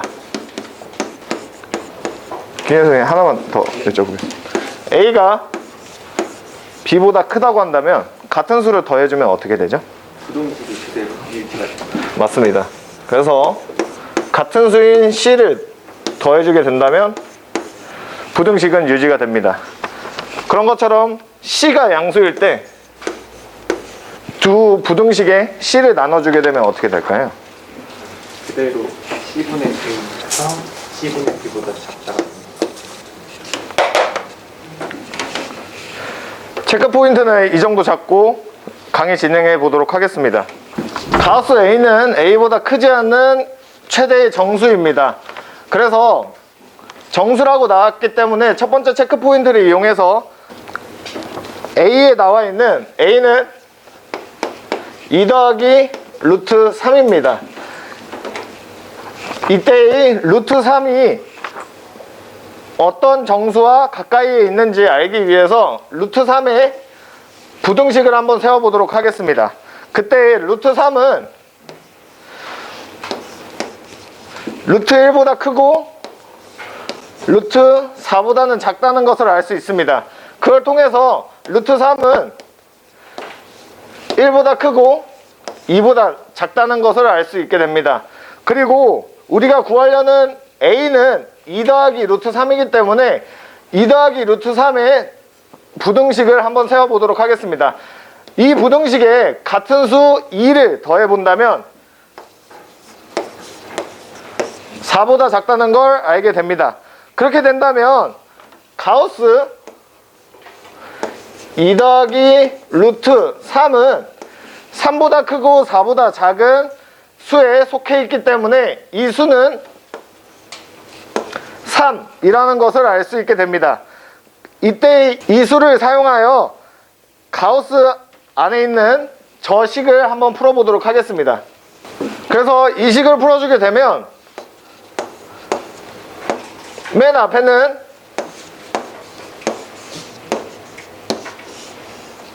라는 걸 알 수 있는데 제곱근의 성질에 의해서 3은 루트 3의 제곱이기 때문에 이 식은 3분의 루트 3 빼기 1로 간략화해서 표현할 수 있게 됩니다. 그러면 3분의 루트 3 빼기 1은 어떤 수인지 한번 알아보기 위해서 부등식을 다시 하나 세워보도록 하겠습니다. 그래서 루트 3은 1보다 크고 2보다 작고 루트 3 빼기 1은 부등식의 성질에 의해서 1보다 작고 0보다 크다는 걸 알 수 있게 됩니다. 똑같이 3을 나눠주게 된다면 0보다 크고 3분의 1보다 작다는 걸 알 수 있게 됩니다. 이때의 가우스를 씌워보면 이때의 가우스는 정수 0보다 크고 1보다 작은 수이기 때문에 가우스 0이라는 것을 알 수 있게 됩니다. 지금 무리수를 사용해서 부등식을 이용해서 문제를 풀어봤는데요. 이런 문제들은 생각보다 출제율이 높습니다. 그래서 출제율은 별 5개 중에 3개를 주도록 하겠습니다. 그리고 난이도는 부등식만 세울 줄 알고 부등식의 성질을 이용할 줄 알면은 무난하게 80점 이상은 풀 수 있다고 생각이 듭니다. 그래서 난이도는 2.5점으로 주도록 하겠습니다. 이상 발표를 마치도록 하겠습니다. 일단은 그 목소리가 되게 크셔서 듣기 좋았는데 일단은 그 초식에 좀 깜빡한 부분이 조금 아쉬웠고 그 다음에 이제 뭐 저도 이제 판서를 잘하는 건 아니지만 좀 판서가 조금 더 정돈되면 더 보기 좋을 것 같습니다. 체크 포인트를 뭐 이렇게 쓰다가 이렇게 뭐 좌변만 쓰고 우변은 안 쓰고 뭐 이렇게 미완성으로 이렇게 하셨는데 좀 체크 포인트 좀 정확하게 좀 써주시고요. 그 다음에 늘 말씀드리지만 판서를 좀 정돈되게 하셨으면 좋겠습니다. 자, 허범 선생. 예. 그 허범 선생이 이 강의를 진행하면서 굉장히 이렇게 강의가 힘들게 보이는 거예요. 그러니까 그 힘들게 보이는 게 뭐냐면 호흡의 어떤 그 균이랑, 그래서 강약의 리듬을 살리되 목소리를 그렇게 키우라는 것은 아니고 목소리가 잔잔하면서 클 때 커야지. 예, 알겠습니다. 계속 크면은 본인이 힘들잖아요. 네, 알겠습니다. 그 다음에 두 번째는 판서가 있는데 이 판서를 내가 1시간 전에 나와서 판서 연습을 하겠잖아요. 예, 그렇습니다. 근데 지금 연습한 게 저 정도 같은데 좀 더 연습을 해서 예. 1시간 전에 미리 출근해요. 예, 알겠습니다. 그래서 왜냐면 지금 업무를 배우고 있잖아요, 여러 가지. 맞습니다. 그러면은 배우고 있었더니 집중적으로 해야 돼요. 하다 안타 그러면 안 늘어요. 예, 알겠습니다. 도중에 판서 연습을 하다가 보니 멈췄거나 잘 안 되고 있어, 지금. 그 판서가 본인의 어떤 강의의 얼굴이야, 얼굴. 예, 알겠습니다. 응? 학생들은 판서를 보면서 아, 선생님이 잘 가르칠 것 같아, 못 가르칠 것 같아. 이렇게 벌써 판단해요. 예, 그래서 그 판서 연습을 해서 뭐가 정돈된 글씨. 응? 딱 들여다보면 아, 세련됐구나, 정돈됐구나, 규격이 맞구나. 예. 그런 평가가 나올 수 있게끔 준비하세요. 네.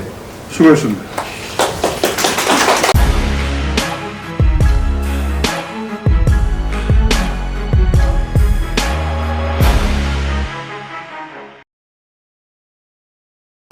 안녕하십니까. GB스터디 길바닥 아카데미 수학과 팀장 정선주입니다. 제가 받은 문제는 1번입니다. 자, 1번 같은 경우는 지금 수학 1문제고요. 곡선 y는 2-x제곱과 그리고 y는 절대값 로그 2x가 만나는 두 점의 좌표를 x1, y1, x2, y2라고 하고 있습니다. 일단 x1보다는 x2가 클 때 보기에서 옳은 것만 있는 대로 고르면 이렇게 돼 있고, 보기가 지금 세 가지가 되어 있습니다. 지금 같은 경우는 일단 그래프를 정확하게 이해를 하는 게 이 문제를 풀 때 이제 키포인트가 될 것 같습니다. 지금 설명은 이제 고2, 고3, 2등급 이상을 대상으로 설명하도록 하겠습니다.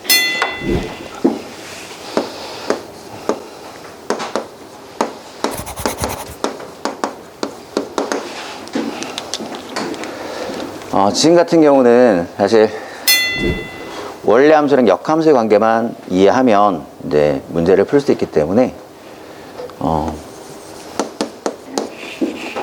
김경일 선생님, 이 지금 지금 그래프는 뭐에 대해서 대칭이죠?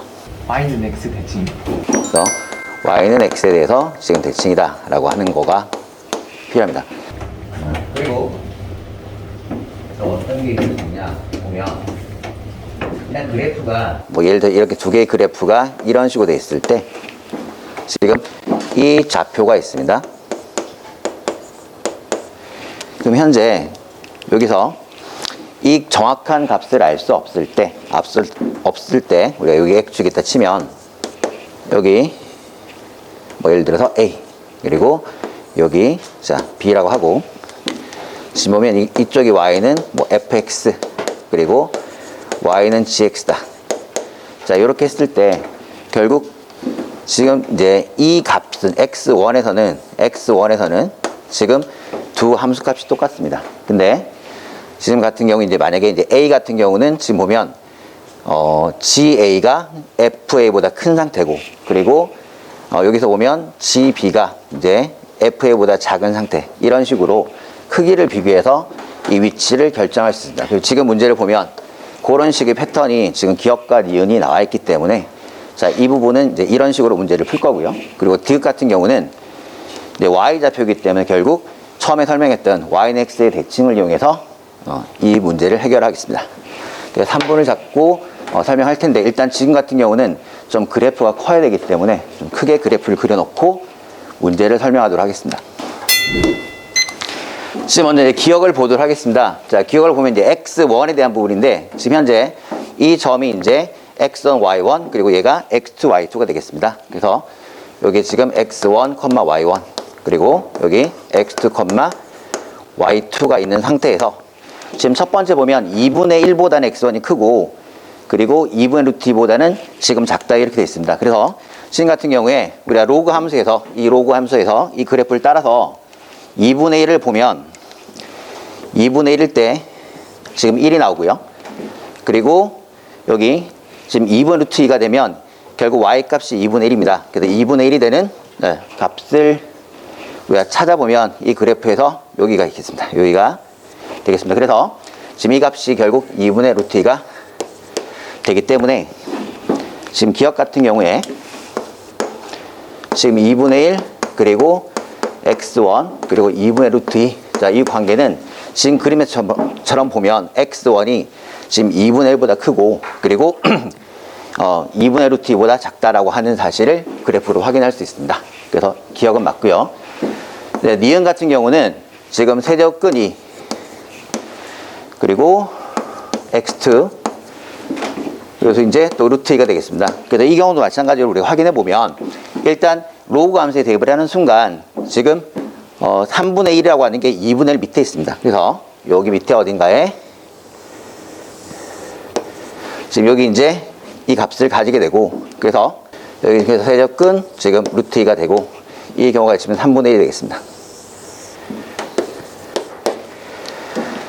그리고 지금 보면 루트 2는 2분의 1입니다. 그래서 루트 2가 있게 되겠습니다. 그래서 지금 x2라고 하는 이 좌표도 이 둘 사이에 있다라고 하는 걸 확인할 수 있기 때문에 자, 니은도 맞는 표현이 되겠습니다. 마지막에 디귿이 결국 이 관건인데요.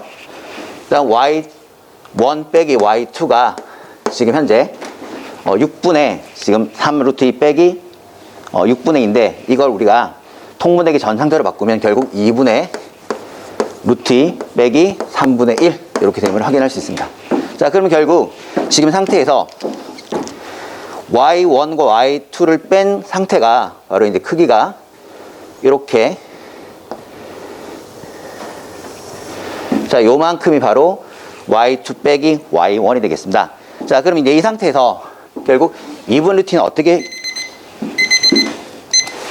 찾을 수 있냐고 하면 이 지금 이 부분과 그리고 이 그래프가 서로 역함수하기 때문에 대칭입니다. 그래서 대칭을 이용하게 되면 결국 여기 수직으로 이렇게 지금 그릴 수 있고 결국 이 값이 2분의 지금 루트 2가 된다라고 하는 걸 알 수 있습니다.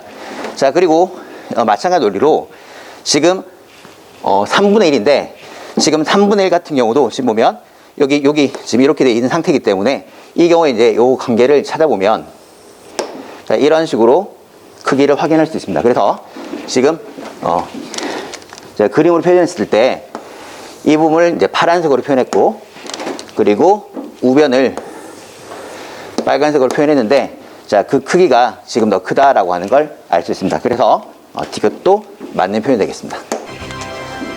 자, 제가 이제 그래프로 분석을 했습니다. 그래서 지금 이제 이 문제 같은 경우는 일단 그래프로 분석하는 게 제일 무난하지 않냐.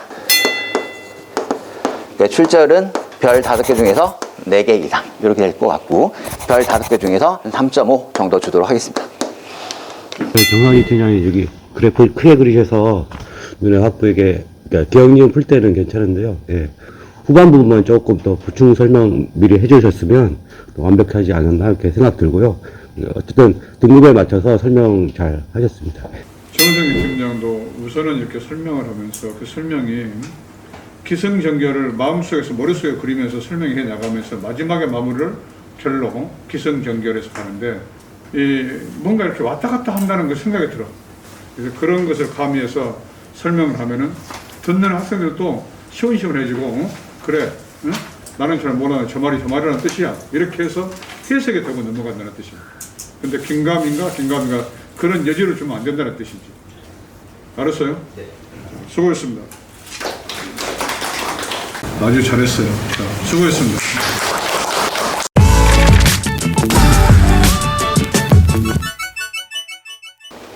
네, 안녕하십니까. 길버드 아카데미에서 수학을 가르치는 임재현입니다. 제가 풀어볼 문제는 고등수학 상 이제 평면 좌표 문제인데 문제를 한번 읽고 가겠습니다. 시속 12km 속도로 정북쪽으로 가고 있는 여객선이 진행 방향의 정면에서 정동쪽으로 가고 있는 화물선을 발견하였다. 그러니까 지금 보시면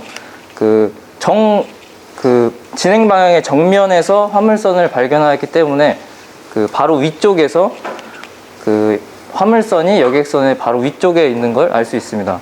그 다음에 15분 후에 두 배는 10km 떨어져 있었고 또 15분, 즉 30분 후에 두 배의 거리가 13km가 떨어져 있다고 하고, 그다음 마지막에 여객선의 정동쪽에 화물선이 있을 때 두 배 사이의 거리를 구하는 문제입니다. 그래서 저는 일단 고등학교 1학년 2등급 이상으로 설명을 진행하겠습니다. 제가 잡아볼 체크 포인트는 한 2가지 정도가 있는데, 일단 두 점 사이의 거리를 한번 공식을 한번 알아보겠습니다.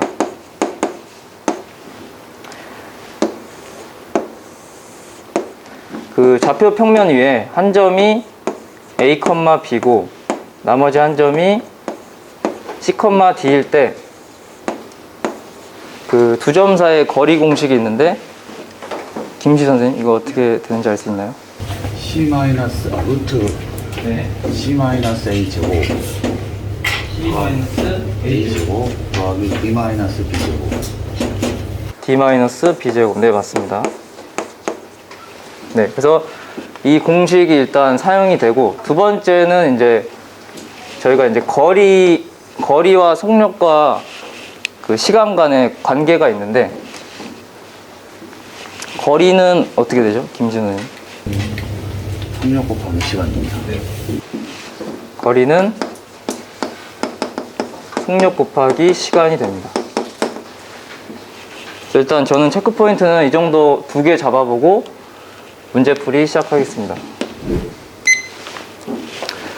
지금 일단 저희가 이제 여객선과 화물선이 이제 이동을 하는데, 일단 좌표 평면에서 한번 그림을 한번 그려보겠습니다. 지금 그 여객선이 위쪽, 즉 Y축 방향으로 이동을 하고 있고, 그 다음에 그 화물선은 오른쪽 방향으로 이동을 하고 있는데, 지금 이 여객선의 위치를 일단 Y축 위에 한번 잡아보겠습니다. 그 다음에 진행 방향의 정면에 있다고 했기 때문에 계산의 편의성을 위해서 원점에 화물선을 한번 위치해 보겠습니다.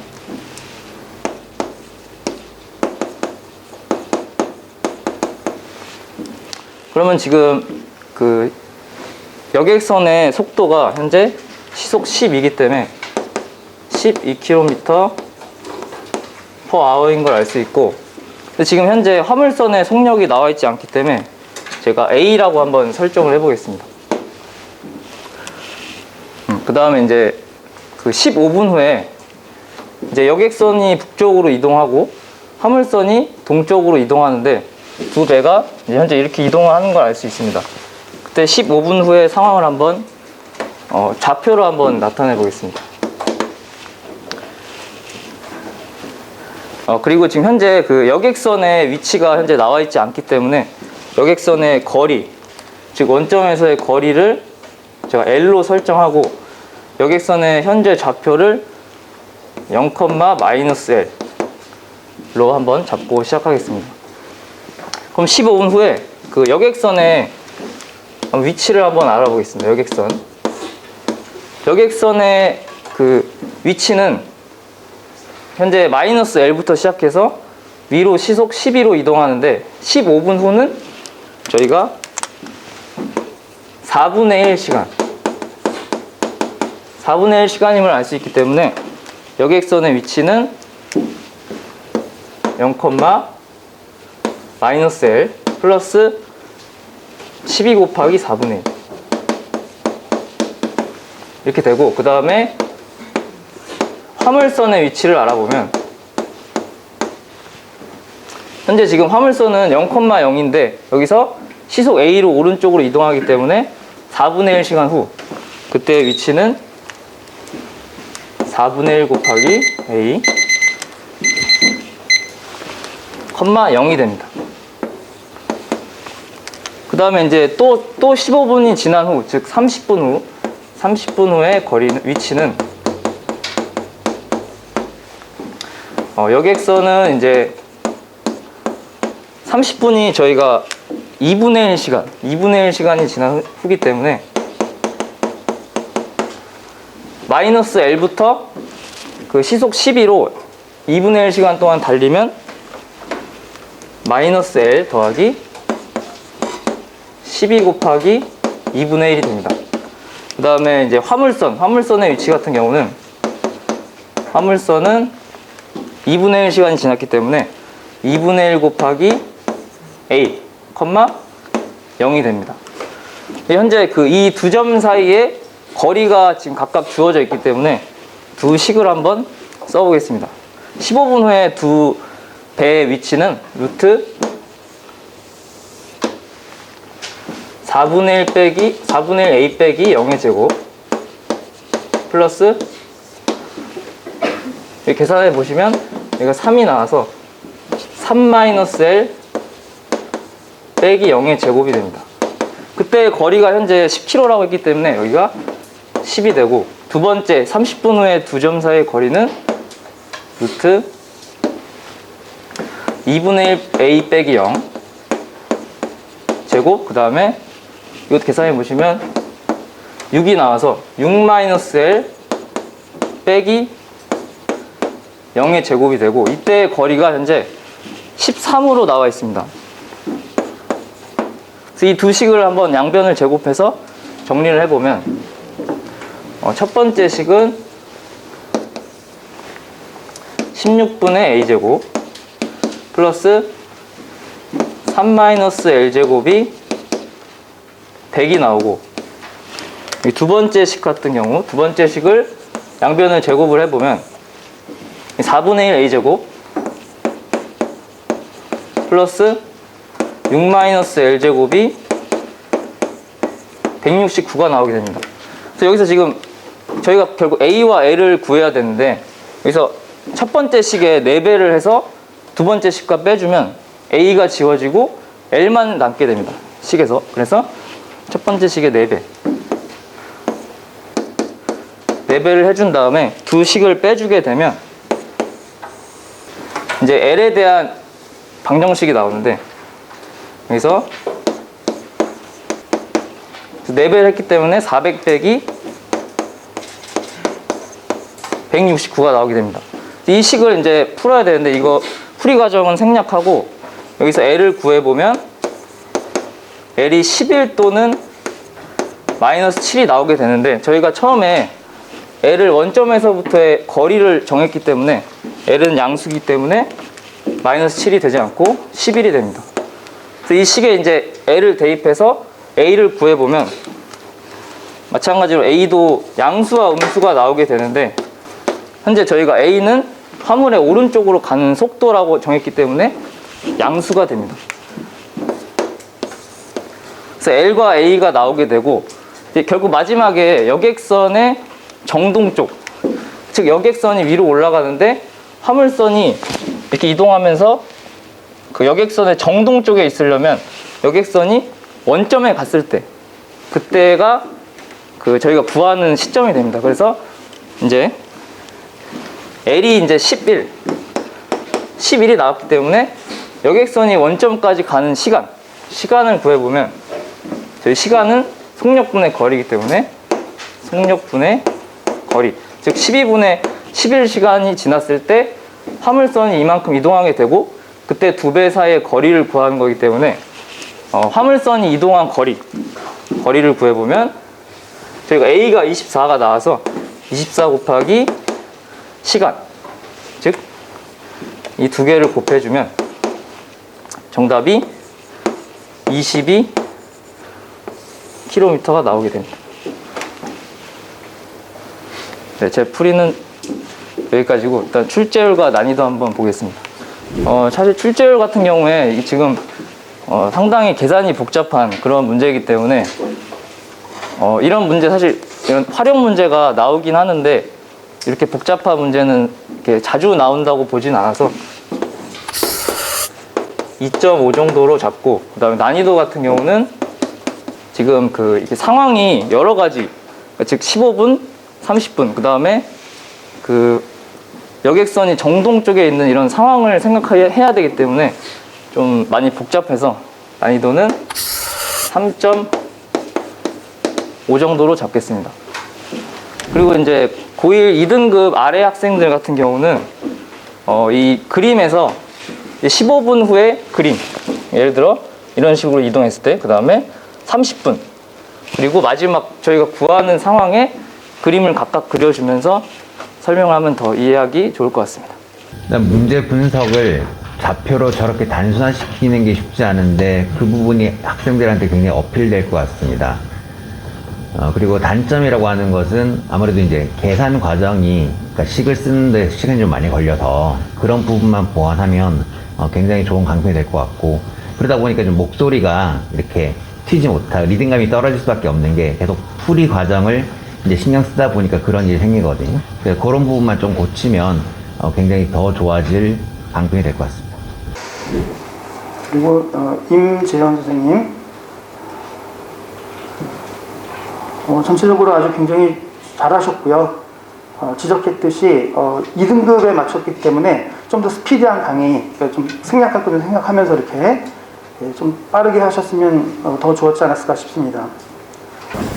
자, 우리 임재현 선생이 차분하게 문제를 해석하고 분석하고 배경지식 끼워넣고 해서 설명하는데, 지금 출제위원인 변명희 선생연구원이 지적한 내용과 그 다음에 정성진 팀장이 지적한 내용들을 감안해서 이 본인 강의실에서 그걸 적용시키면 됩니다. 아주 잘했어요. 자, 수고했습니다.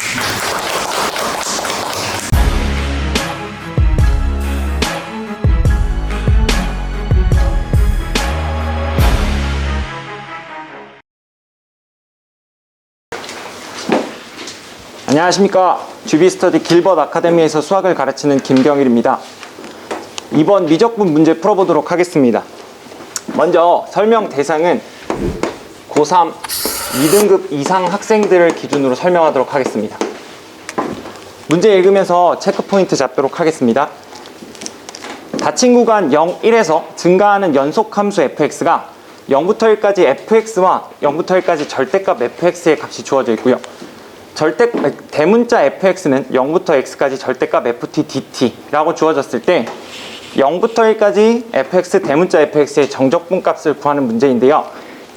제가 잡은 체크 포인트는 첫 번째로, 자, fx와 절대값 fx의 정적분 값을 이제 둘 다 주었기 때문에 정적분과 넓이의 관계를 체크 포인트로 잡았습니다. 정적분하고 넓이의 관계를 봤을 때 fx의 함수가 a에서부터 b까지 둘러싸여 있는 넓이를 s1, 그리고 그 다음에 gx, a에서부터 b까지 둘러싸여 있는 넓이를 s2라고 했을 때 a에서부터 b까지 fx dx, 이 값과 a에서부터 b까지 gx dx의 정적분 값을 정선진 팀장님 혹시 이제 s를 이용해서 좀 표현해 주실 수 있을까요? 위에 거 지금 걔는 대문자 f b 빼기 fa, 혹시 넓이를 이용해서 한번. 넓이라고 하는 것이 지금 보면 마이너스 s라고 s1인가요? 감사합니다. gx s2인가요? 예. 양수니까 s2. 감사합니다. 그래서 함수값이 음수인 경우에는 정적분과 그 다음에 넓이의 부호가 반대인 상황이 되고, 함수값이 양수인 상황에서는 정적분과 그 다음 넓이의 부호가 같은 플러스 양의 값이 된다라는 걸 확인할 수 있습니다. 두 번째로는 이제 대문자 fx의 표현 때문에 이제 정적분으로 표현된 함수를 체크 포인트로 잡았습니다. 정적분으로 표현된 함수 해보면 대문자 fx를 a에서부터 x까지 ft dt 인테그랄이라는 기호를 이용해서 표현을 했을 때, 자, 미적분의 기본 정리에 의해서 대문자 fa의 값은 0이 되고 대문자 f에 대한 프라임 x는 소문자 fx가 된다 라는 걸 두 번째로 잡았습니다. 그 다음 마지막으로 답을 내기 위해서 0부터 1까지 fx 대문자 fx의 정적분을 계산하려면 치환적분을 이용하게 되는데, 이때 쓰겠습니다. 치환적분은 a에서부터 b까지 f'x, fx dx 이 값을 계산할 때, 자, 여기 있는 fx 이 값을 t로 치환함으로써 자, 이 값을 fa부터 fb까지 t의 dt로서 단순하게 계산할 수 있는 내용입니다. 체크 포인트 이렇게 3개 잡고 그 다음 3분 시간 재고 문제 풀도록 하겠습니다. 자, 먼저 첫 번째 0부터 1까지 f와 0부터 1까지 절대값 fx의 값이 다름을 확인해서요. 저 부분에서 fx가 양수의 값과 음수의 값이 같이 있는 함수다라는 걸 생각할 수 있습니다. 그래서 증가하는 함수라고 했기 때문에 0하고 1 범위에서 fx의 개형을 간단하게 그려보면 이렇게 증가하는데, 중요한 건 이 x축을 통과해서 음의 값을 갖는 부분과 양의 값을 갖는 부분이 같이 있다는 겁니다. 그래서 제가 이 지점을 알파로 잡고 밑에 있는 부분을 S1, 위에 있는 부분을 S2로서 표현을 하도록 하겠습니다. 그러면 0부터 1까지 fx 이 값은 마이너스 S1 플러스 S2 표현할 수 있고, 0부터 1까지 절대값 fx 이 값은 S1 플러스 S2로 나타낼 수 있습니다. 해서 이 값이 주어져 있기를 2와 2 루트 2로 주어져 있기에, 자, 이걸 연립해서 계산했을 때 S1 빼면 루트 2 마이너스 1, 그 다음 S2는 루트 2 플러스 1이라는 값을 얻게 됩니다. 다음으로 대문자 fx 이 표현을 이제 앞에서 배운 내용을 이용해서 정리를 해보면, 절대값 ft dt 주어져 있을 때 대문자 f0은 0이라는 값을 갖게 되고, f 알파라는 값이 저희가 특별한 값으로 표현을 해놨기 때문에 f 알파 등 0부터 알파까지의 절대값 ft dt가 되고, 그 값은 이 부분 S1의 값이 되는 거기 때문에 S1 루트 2 마이너스 1 적어 놓도록 하겠습니다. 그 다음 f 프라임 x 이 값을 구하게 되면 절대값 fx의 fx가 됩니다. 그래서 0부터 1까지 소문자 fx와 대문자 fx의 요 정적분 값을 계산하는데, 자, f 프라임 x라고 하는 이런 놈이 절대값 fx이기 때문에 부호에 따라서 양의 값을 가지면 그냥 fx, 음의 값을 가지면 마이너스 fx로 바뀌게 됩니다. 해서 이 값을 0부터 알파까지 fx와 알파부터 1까지의 fx로 분리시키도록 하겠습니다. 자, 이렇게 분리된 상태로 이제 대문자 fx를 t로 치환을 하면 대문자 fx 프라임은 fx 이렇게 되기에 절대값 fx입니다. 그렇기 때문에 부호에 맞게 식을 정리하도록 하겠습니다. 그럼 0부터 알파까지는 절대값 fx가 음수의 값을 갖기 때문에, 자, 얘는 f 대문자 fx를 먼저 t로 치환을 하도록 하겠습니다. 이 과정에서 대문자 fx를 t로 치환하게 되면, 자, f 프라임 x는 f 프라임 x dx를 dt로 바꿀 수 있고, 이 f 프라임 x라고 하는 건 저희가 이제 절대값 fx로 찾아놨기 때문에 이 부호에 맞춰서 쓰겠습니다.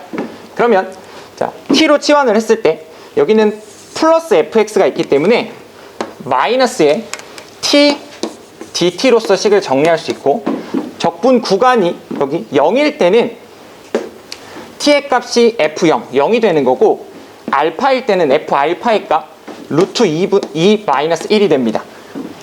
그리고 여기에선 알파 루트 2 마이너스 1, f1의 값은 0부터 1까지 절대값 ft dt이기 때문에 문제에서 주어진 대로 2 루트 2라는 걸 확인할 수 있습니다. 그래서 t dt로 정리할 수 있습니다. 그래서 마지막 계산을 하게 되면 마이너스의 2분의 1 t 제곱 0부터 루트 2 마이너스 1이 되겠고, 플러스 2분의 1 t 제곱에 루트 2 마이너스 1 2 루트 2가 되겠습니다. 그래서 계산했을 때, 자, 2 루트 2를 제곱하면 2분의 1에 곱하기 8이 돼서 4가 나오고, 루트 2 마이너스 1을 대입했을 때는, 자, 여기에 대입한 값하고 마이너스가 있기 때문에 앞쪽에 대입한 값이 동일하게 돼서 2배를 해주게 되면 좀 더 간단하게 계산할 수 있게 됩니다. 그래서 루트 2 마이너스 1 제곱을 빼게 되면 1 플러스 2 루트 2라고 하는 값을 얻을 수 있습니다. 제가 3등급 이하의 학생들한테 이 문제를 설명한다면 제가 처음에 말씀드렸을 때 그 절대값 인테그랄 0부터 1까지 fx와 0부터 1까지 절대값 fx의 차이가 있기 때문에 이게 음수와 양수가 섞인 그래프다라고 말씀을 드렸는데 이 부분에 대해서 학생들이 잘 이해를 못할 수도 있기에 제가 전부 다 부호가 양수가 되는 혹은 전부 다 음수가 되는 부분을 한번 예시로 들어서 부호가 같을 때라면 크기가 달라지지 않음을 보여줄 것 같고, 그 다음 이 정적분으로 표현되어 있는 함수에서 fa나 f'x가 소문자 fx가 되는 이 과정을 미적분의 기본 정리로서 한번 간단하게 풀어서 다시 설명을 해줄 것 같습니다. 출제율하고 난이도를 설정해 보자면, 출제율은 넓이와 정적분의 관계, 정적분으로 표현된 함수, 저런 주제는 되게 많이 나오는 내용이라고 생각이 돼서 출제율은 5분의 4로 잡고, 난이도는 이 내용에 대해서 기본적인 걸 알면 식을 작성할 수는 있지만 절대값 fx라는 절대값 장치를 끼워놔서 기본적인 문제보다는 조금 더 어렵다고 생각했습니다. 3.5로 잡도록 하겠습니다.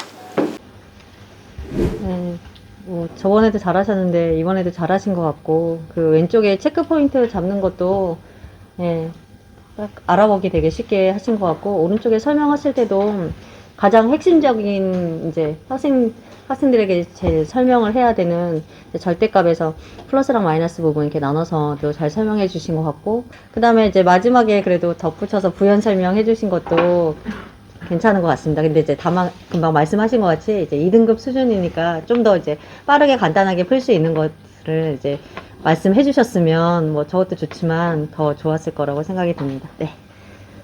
자, 김경희 선생, 지금 우리 출제위원하고 김선희 선생이 이야기한 내용들을 참고로 하고, 그리고 그 지금 판서를 하면서 너무 힘을 주다 보니까 글씨가 이 숫자가 1인지 2인지 또 뭔가 뭐 이게 제로인지 뭔지 이게 잘 표시가 안 나요. 그래서 자세히 들여다봐야 되잖아. 그러니까 그것을 본인이 의식적으로 글씨에 너무 힘을 주지 말고 쓰면서 판독이 가능하게끔 판서를 해요. 모든 기호 숫자가 다 그게 불분명하게 지금 섞이니까 그렇게 해서 가면 될 것 같고, 지금 그 설명을 하고 출제율과 난이도를 표기했는데, 출제율과 난이도도 본인이 생각하는 출제율의 기준, 본인이 생각하는 난이도의 기준, 왜 5분의 4인지 내 생각에, 본인 생각에, 그러니까 본인 생각에 이렇게 됐으면 5분의 3이 될 건데 이게 추가돼서 5분의 4로 이렇게 출제율을 표기한다. 이제 그런 본인만의 어떤 기준이 있어야 돼. 그냥 쓰는 게 아니고. 알았죠? 자, 수고했습니다. 자, 정영문 선생은 1번 적어보세요.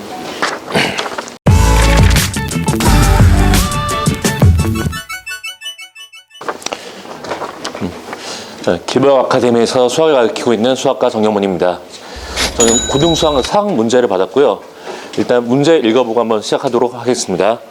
좌표평면 위에 있는 채점이 있고, 이렇게 삼각형 두 개가 있는데 하나는 X축 방향으로 T만큼, 하나는 Y축 방향으로 2T만큼 평행이동해서 겹쳐지는 부분에 육각형의 모양이 만들어집니다. 이 육각형 모양이 만들어질 조건과 이 육각형 모양의 넓이의 최대값을 구하는 문제가 됩니다. 일단 문제에서 중요한 거는 평행이동에 대한 내용이 나왔기 때문에 일단 체크 포인트로 평행이동 잡고 일단 수업을 시작하도록 하겠습니다. 일단 고등학교 1학년 2등급 이상 학생들을 대상으로 설명을 좀 시작하도록 하겠습니다. 좌표 평면 위에 있는 점 x, y가 있는데 이 점을 x축으로 뭐 p만큼, y축으로 q만큼 평행이동했다고 하면은 김시우 선생님, 그 평행이동하면은 점좌표가 어떻게 될까요? x-p 그 점좌표를 평행이동하면은 x를 x 플러스 p, y 플러스 q가 됩니다. 점좌표를 평행이동하는 게 하게 되면은 각각의 평행이동한 숫자만큼 점좌표에다가 더하기만 해주면 괜찮겠습니다. 하나만 더 여쭤보겠습니다. 어떤 그래프를 평행이동하게 되면은 똑같이 x축으로 p만큼 y축 q만큼 평행 이동하면은 이때는 어떻게 될까요? F의 S-P, Y-Q. 맞습니다. 이 문제 같은 경우는 이제 x축 방향으로 평행 이동하는 문제이기 때문에 그 도형의 평행 이동 같은 경우는 필요 없을 것 같지만 문제에서 x절편, y절편을 구하기 위해서는 도형에 대한 평행 이동도 같이 공부할 필요가 있겠습니다. 일단 문제 풀 때 필요한 그림을 그려놓고 문제풀이 시작하도록 하겠습니다. 네. 문제풀이 시작하겠습니다. 일단 그 A점 좌표가 처음 좌표가 0,1이었는데 2점 좌표를 평행 이동한 다음 그 X축 방향으로 T만큼 평행 이동하기 때문에 T,1이 되고요.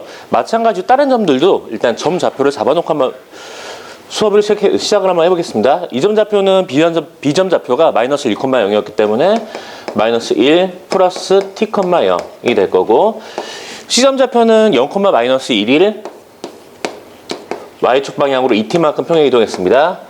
D점 좌표는 처음에 1,0이었는데 1,0을 Y축 방향 2T만큼 평행 이동했습니다. 그 다음에 2점 좌표 같은 경우는 0,0이 X축 방향으로 T만큼 평행 이동했기 때문에 T,0이 됐고 2점 좌표는 0,2T가 되겠습니다. 이런 모양 보면 여기에 육각형 모양이 만들어지고요. 여기서 육각형 모양이 만들어지려면은 요점 좌표가 존재해야 됩니다. 요점 좌표가. 그러니까 2점 좌표가 0보다는 오른쪽에 있고 2점보다는 왼쪽. 마찬가지로 2점 좌표도 여기보다는 밑에 있고 2점 좌표보다는 위에 존재해야 됩니다. 그러니까 여기서 구하려면은 2점 좌표를 구해야 되는데요.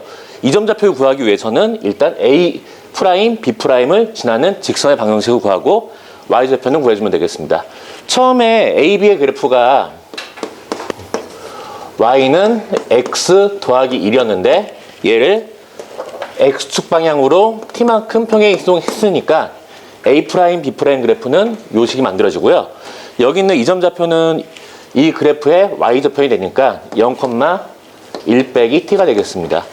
마찬가지 C 프라임, D 프라임 그래프도 처음에는 Y는 X-1 그래프인데 이 그래프를 Y축 방향으로 2T만큼 평행 이동했기 때문에 이런 꼴로 만들어집니다. 이 그래프의 X절편이기 때문에 Y에다 0 대입해갖고 계산해주면은 요점 좌표가 1-2T 프라임 0이 됩니다. 그러면은 문제에 필요한 점 좌표를 다 확인했기 때문에 일단 조건을 한번 구해보겠습니다. 여기 있는 이 점 좌표가 0보다는 크고 T보다는 작아야 됩니다. 그러니까 1 빼기 2T가 0보다는 크고 T보다는 작아야 되고 여기서 풀어주면은 2T는 1보다 작다. 마찬가지로 여기서 요 식에서 풀어주면은 3T는 1 이상이다. 첫 번째 식에서 T값의 범위는 3분의 1하고 2분의 1 사이라는 게 나오고요. 두 번째, 여기 있는 이 점이 0보단 위에 있고 2T보단 밑에 있다. 에서 식을 만들어주면은 1 빼기 T값이 0보다 크고 2T보다 작다. 여기서 구해주면은 T값의 범위는 3분의 1보다 크고 1보다 작다고 나옵니다. 따라서 두 조건에 만족하는 T값의 범위는 3분의 1하고 2분의 1 사이가 되고 따라서 A값은 2분의 1이 될 겁니다. 그럼 두 번째는 이제 이 넓이의 최대값을 물어봤는데 최대값 구하는 방법은 커다란 사각형에서 끝에 있는 삼각형 두 개의 넓이를 빼주겠습니다. 사각형에서 삼각형 두 개의 넓이를 빼줄 텐데요. 사각형의 넓이는 요 길이, 그러니까 밑변 길이 t, 높이 길이 얼마? 2t. 삼각형의 넓이 같은 경우는 요 길이 따로따로 구해야 될 것 같지만 실제 여기 45도, 45도이기 때문에 요 길이 곱하기 요 길이가 똑같다는 걸 알 수 있고요. 요 길이 구하는 방법은 여기 있는 아까 2t에서 여기 있는 y좌표 1 빼기 t를 빼주면 요 길이가 나올 겁니다. 그러니까 2t 곱하기 t 마이너스 2분의 1 곱하기 2t 마이너스 1 빼기 t의 제곱 빼기 2분의 1. 이쪽도 똑같은 방법으로 문제 풀게 되는데요. 이것도 계산해보면 똑같은 형태로 나오게 됩니다. 2분의 1 곱하기 t 마이너스 1 빼기 2t의 제곱. 정리해주면은 2t 제곱이고 모양이 똑같기 때문에 마이너스 3t 마이너스 1의 제곱. 정리해주면 마이너스 7t 제곱 플러스 6t 마이너스 1이 만들어지고 얘를 표준형으로 바꿔주면은 t 빼기 7분의 3의 제곱 더하기 7분의 2 꼴이 만들어집니다. 여기서 최대값이 일단 7분의 2라는 게 나오긴 하는데 일단 아이들을 설명할 때는 하나 더 추가할 게 이 t가 7분의 3이 이 범위에 들어가야 되는지 한 번 더 아이들한테 확인시켜주고 넘어가면 좋을 것 같습니다. 따라서 문제에서는 large n값 더하기 small a값을 물어봤기 때문에 14분의 11이 답이 되겠습니다. 예. 여기까지 문제풀이 진행했고요. 일단 2등급 학생들 위주로 얘기했기 때문에 실제적으로는 아이들한테 평행이동 점 좌표 잡는 거라든가 아니면 A', B' 직선의 방정식, C', D''식 만든 것 자체가 3등급 이하 아이들한테는 상당히 시간이 걸릴 것 같습니다. 일단 대략적인 문제풀이 과정을 이해시키고 아이들한테는 이제 세세한 부분에 대한 연산에 대해서 다시 한번 짚어주면 괜찮을 것 같습니다. 출제율은 평행 이동에 관련된 내용이나 좌표 평면 관련된 내용들은 상당히 출제율이 높다고 봅니다. 5 중에 3.5를 잡을 수 있을 것 같고요. 난이도 같은 경우도 지금 연산 과정이나 평행이동 과정에서 상당 부분 연산이 생략했기 때문에 쉽게 느껴지긴 하지만 아이들 같은 경우는 점잡 하나하나 좌표 평면에 있는 점을 하나하나 문자로 표현하는 것 자체를 좀 상당히 어려워합니다. 마찬가지 3.5 중에 3.5 줄 수 있도록 하겠습니다. 자, 정몽규 선생님 공평 한번 또 해보세요. 일단 뭐 평행이동 뭐 개념 이용해서 뭐 설명 아주 잘해 주신 것 같습니다. 그러면 2등급 이상 학생 대상으로 풀이가 약간 복잡한 감이 있지 않나? 그러니까 저 좌표들 잡아서 약간 그러니까 저 삼각형들 어차피 다 지금 다 직각이등변 삼각형이잖아요. 그리고 뭐 그거랑 저 선분의 길이들 생각해서 풀면은 아마 조금 더 간단하게 풀 수 있지 않을까 뭐 그렇게 생각합니다. 정영문 선생님 1번 문제 이것도 이제 모의고사 같은 데서 굉장히 많이 출제되고 있는 그런 유형이죠. 그래서 뭐 어려운 문제죠. 사실은 쉽지 않은 문제인데 한 21번에 나온 그런 문제인데 네, 아주 잘 설명하셨고요. 그때 지적했다시피 너무 식으로 말고 약간 중학교 도형도 섞어가면서 이렇게 직각 이등변 삼각형의 성질을 활용해서 좀 더 간단하면 더 좋았지 않았을까 싶습니다. 네. 정영훈 선생님, 지금 그 지적받은 내용들을 참고로 해서 앞으로 강의실에서 강의할 때 그런 내용으로 시연을 해보세요. 수고했습니다.